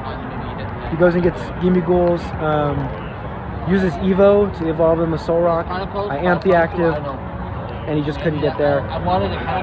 So we are 5-1. This is the best start I've had to a tournament. It's not guaranteed day 2 yet. So I just need a tie out of the next 2 rounds. So hopefully I just win the next round, and a 6-1 start would be awesome, but we'll see what happens. Hoping to make it to phase 2. Feel pretty good. Okay, round 7 in his second regional. Tristan switched decks last second. Friday. Yep. You're now playing Terrazard. Yep. And you are 5-1-1. You can't switch decks and get away with it, bro. 5-1-1. That's an automatic day 2 on your second regional. Yep. Congrats, dude. Thanks, that is brother. insane. How do you feel? I'm so stoked. This is just easy for you. I had low expectations, so we're doing good. Yeah. I won again. I beat Goldango. Game 3, he opened Fez attached pass, and then I loaded up both Pikachu and Iron Hands. He drew his card, and he extended his hand. We are 6-1. Holy smokes. That's kind of insane. So I am in phase 2. I'm a little nervous. I am in stream territory because I'm playing a weird deck. We'll see what happens. Just play your game. What's that? Oh, Mason beat a world champion? 4-2-1. You're on the winning end? Oh, hell yes. Tristan and I are already in, so we hope that you join us. I'm 6-1. He's 5-1-1. So let's go. Yeah, Mason, CCG represent. That was the most intense set against Gardevoir, just pure Gardevoir. That was such a sick game. He won. 7-1. So in the phase 2. 7 wins in a row at a regional. That's my new record. I don't know what to feel right now. That was incredible. Those games, I can't even recap them because my brain's scattered. But we went to times. Gotta turn around quickly, but we'll hit up round 1 of phase 2. Oh, what's up? What's your name? It's Kevin. Matt. Nice to meet you. What's your channel? Shout out your channel. I'm Kevin TCG. That's Kevin TCG. All right, sweet. Check them out. Day is done. I tied against Gardevoir, another super close set.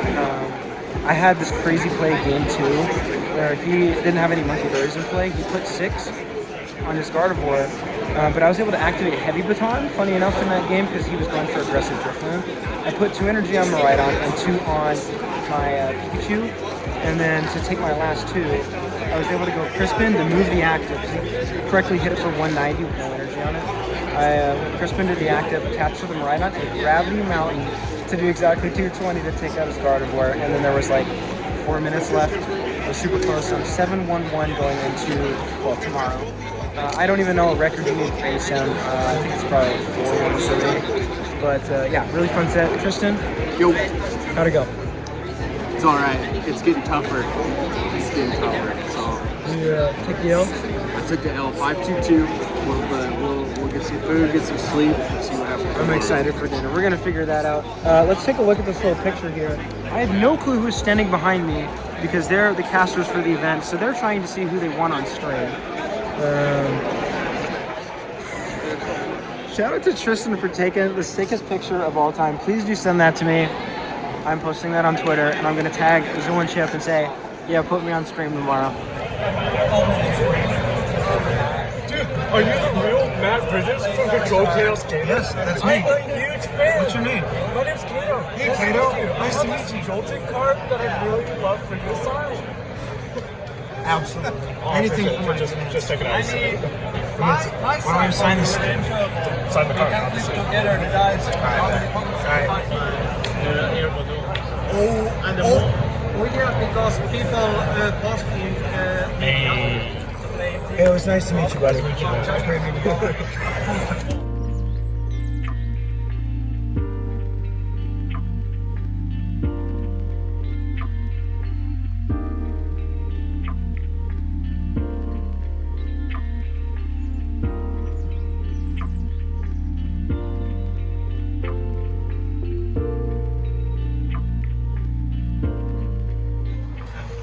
Me touching his nose with my foot was probably far enough.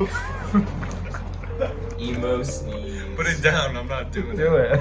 No, I'm not. Yeah. Cuban to close out Saturday night. Flip for confusion. Dizzy for the win. Broken card. 70. Alright, we got the fee into play. Okay. I think Bill's really enjoying the cube too. Bill, are you enjoying the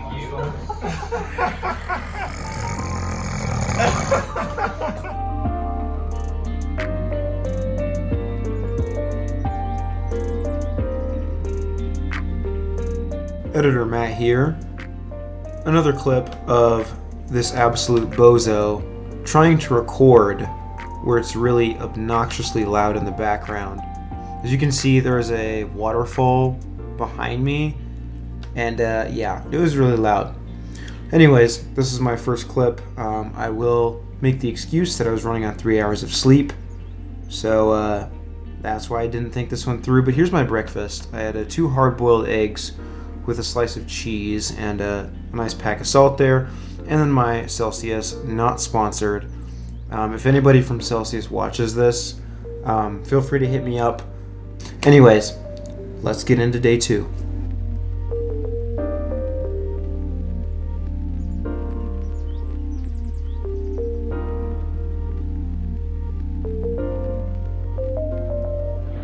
Round 10 is done. This is the homie Makoto. I've never gotten you on the vlog. I haven't. But you and I have been talking Joltik for a year? Yeah, the Since lore. May, Yeah, 10 months. little lore drop, right? Yeah, we first met at Portland Regionals. Yes, because we played. We played at and Portland. you whipped me in mirror. You taught me the mirror. Yeah. I beat him in the mirror, and yeah, we broke bread, like we were discussing the matchup and everything. And then ever since then, every time I'm at a regional, I see you, and then it's tradition. It's kind of become tradition. Like the Friday before the regional, we like find a table. We find a table. We're like, okay, what tech cards are we running this? We're like discussing. It's like that YouTube thumbnail where it's like, is Fortnite over? It's like, what does Joltik Box need? Yes. So we always like discuss, do little talk shop about Joltik Box, and it's great because Joltik Box not too it's still good right now, I think, but it's not as positioned well as it used to be. Right. So a lot of people hopped off, but we're still out here. We didn't switch up. When Ascend of Heroes drops for Orlando, we get light ball. Yeah, that's all we need. I'm not going to Orlando. I'm going to Houston, so we bring a light ball to Houston. Sweet. We bring a light ball to Houston. Yeah. Awesome. That's what we're doing. Well, thanks for hopping in on the clip. For sure. I'll just do a quick round 10 update. I was asking for Zorworks. I haven't hit one yet. I hit one, so that's great news. He played it super well. He played Lopunny, and he beat me 2-1. So I got what I asked for. We're trying to climb up from here. I didn't get on stream this round, so I'm gonna have to go 4-0 to get into ASIM and then have a chance to be on stream. But either way, I'm vibing and having a good time. See you after round 11. All right, round 11 just wrapped up. Wanted to go back to the last round. The note that I forgot to mention was game 3 against that Zoroark. I chose to bench second Joltik because my hand was really rough, but then I ended up making the play where I bossed up his Baniri, so there was no way he didn't have any outs in deck to evolve and then switch it. I guess he could retreat well, he can't retreat, Turo, and evolve and boss, so there's no way to do it. I bossed up his Baneri, so he couldn't one-shot my Iron Hands, but I'd benched the second Joltik before I thought to do that, and that ended up costing me game 3 there. And after this last round, round 11, I'm feeling worse about how that went, that misplay that cost me. I hit Dragapult Dusknoir. Game 1, I won the coin flip, got to go second, had a flawless setup. He only got one Drac Lookout, I bossed it. Got another Drac Lookout, I bossed it. That's the game plan for sure, early game.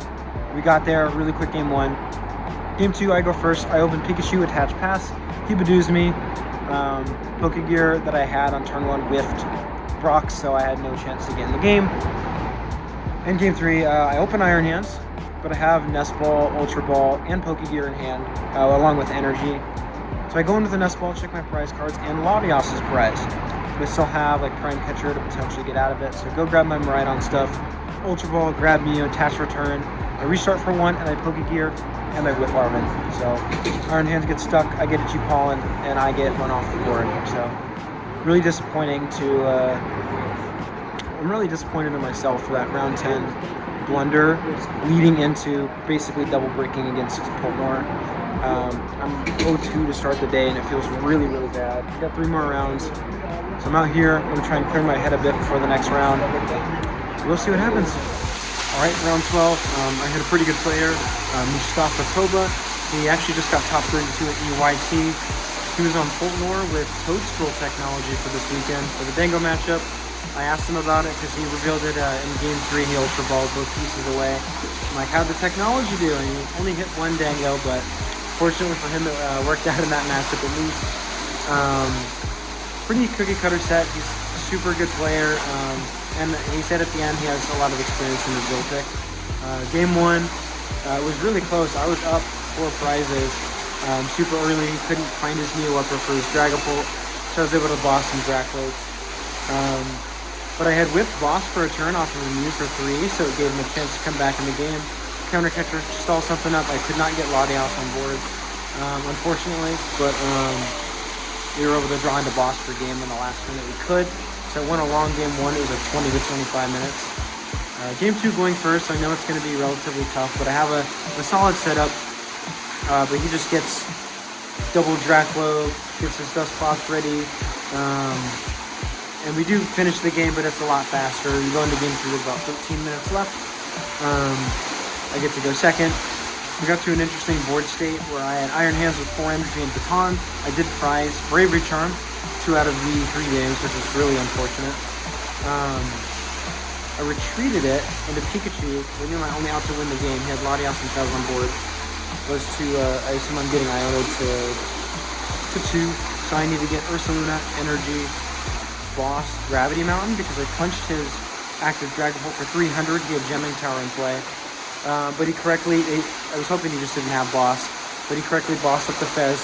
Couldn't get Latias in play there either. And that kind of set up the game, but that was a much better set. I think my play was clean, so no complaints there, but record-wise, I'm having a miserable day. But again, just trying to focus on the goals. Yeah, overall, really, really disappointed with the best start I've ever had, and starting phase 2 0-3-1. There's 2 rounds left. I'm honestly I'm not feeling very good. But yeah, we'll try and get the last 2. I don't know, man. Okay, tournament is over. I forgot to do an update after round 13. We'll go 13. I hit Xiao from Utah. Haven't played against him in a while, so that was an interesting match. We're both pretty mentally checked out. He's playing Absol Box, which is my first of the weekend somehow. Game 1, I don't even remember what happened. Stuff happened. It was long. It took 30 minutes. We tried to go for like the clutch lock, but then I pulled out the Kieran and was able to take like 5 prizes of Iron Moves because I knocked out his Absol, and then I knocked out Evil Pulse twice with it. Wow. And then I set up my Miraidon as well to like close the game, something like that. Game 2, I don't remember what happened either, but I lost.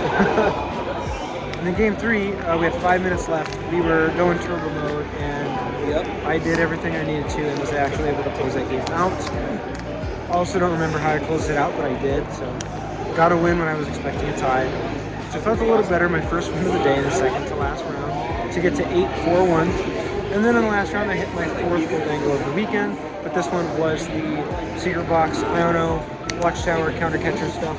Josh Freak's exact 60. Game 1, I had the perfect setup. Couldn't get through it. Forced him to try to go through double Pikachu. Got baton on Iron Hands. Perfectly done. Game 2, another perfect setup, but I whiffed boss for game off of seeing the top 13 cards in my deck. So we went to game 3, and then game 3 just completely breaks. So kind of a bittersweet ending. It would have been fun to have a close game. My setup was again flawless. My deck decided to work in game 2 at the very end. We'll take it. So we end with a somewhat respectable record of 9-4-1. It should put me in the top 128 out of 26 or 2,700 players. Hopefully. Yeah, we'll see. I think that's a box. I can double check that, but I would say at least a box, close to it. Yeah, we're just waiting to see. So Bill and I are standing in line, or at least I am, as soon as I got done, because the line is about to pile up for pricing. So we'll still be here for a little bit. We'll see where I place.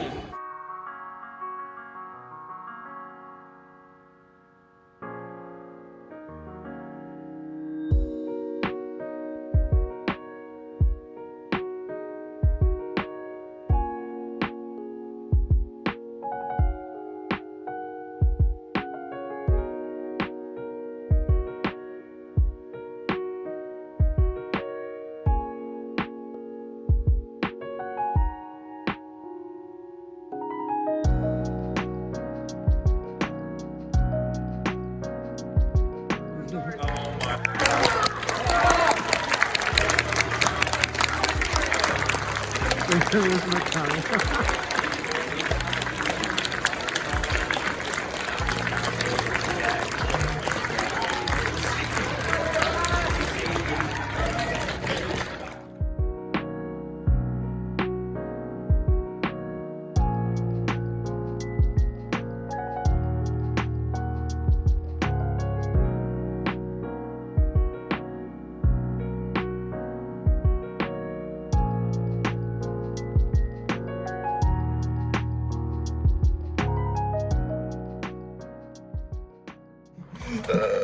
You really just tapped the scry one, did you?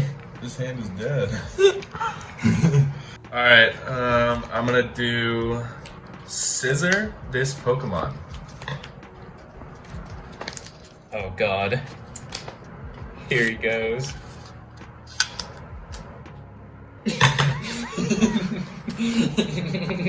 I'm gonna put him back in the sleeve. Perfect. I'm gonna Looks draw. bad. Look at him. Alright, I'll get a water energy on my Magnezone V-Star. I'm gonna go ahead and Chantal, which is just Guzma. And I'm gonna go ahead and grip up to 2 cards. So I'll grip Cloth. And I will grip Emo Offing. Oh, okay. And I'll take a prize card for knocking out your Eshi.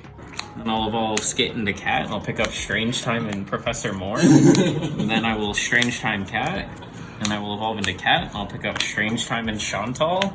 And then I will Strange Time Cat, and then I will evolve into Cat, and I will Strange Time and Professor Moore. Then I will Strange Time Cat, and then I will evolve into Cat, and then I will grab Strange Time and Clavo. What the hell? Grab Cross Switch. Oh man, I love this board. It's sick. Strange Time Cat, and I'll evolve into Cat to grab Strange Time and Cross Switcher. I'll Cross Switcher, Alright, nice and to will see now ya. be my opponent. Thanks for the turn. And I'll go ahead and grip for 180, and I'll grip 2 cards. I'm gonna grip it this way this time. Oh my god. This is the secret ingredient today. Alright, I'll draw. Oh boy. Yeah, I guess we're gonna have to pull out each and every piece now to this. I will do boil this Pokemon.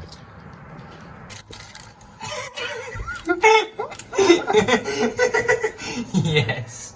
Crab. Water. Alright, so I'm gonna go ahead and use High Dragon's Howl. Once during your turn, you may howl. Ow! I'll use Miss Magius. It says flick your opponent. And finally, I will end the combo with scoop up your cards. Well played, sir.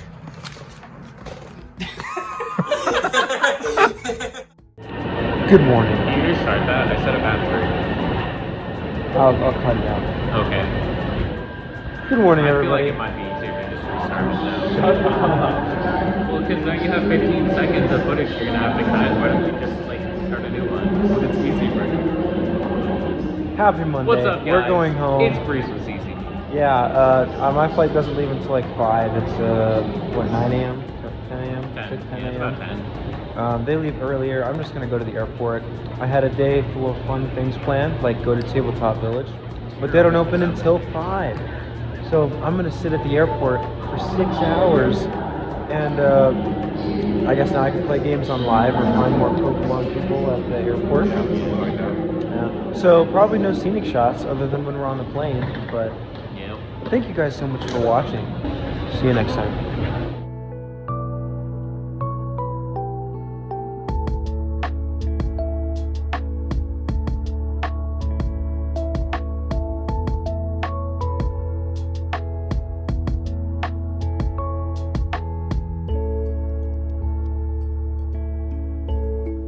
I'm finally home. I literally just got out of the Uber and hopped in my car to record this last clip. I'm pretty tired, but the weekend was great in Seattle. It was great to see all of my friends again that I only get to see at regionals. I'm really happy with the finish. You guys got to see, if you watched the hour and a half of prep, I don't expect anybody to watch that. That is mostly for me to look back on, see what worked and what didn't, and to have all of that pay off, start off 7-1 and finish in the top 128 is a really good feeling. I'm really excited for Orlando, especially piggybacking off of this result. I'm already locking in Joltik Box for sure. I had to wait about 6 hours for my flight at the airport, so I got in some games on live.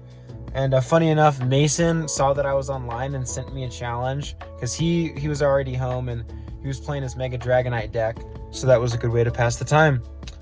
But that's going to be it for the Seattle Regionals vlog. Thank you all so much for watching. If you enjoyed, please leave a like and subscribe. Huge shout out to Kayfabe Cards as usual, and I can't wait to see you guys in Orlando.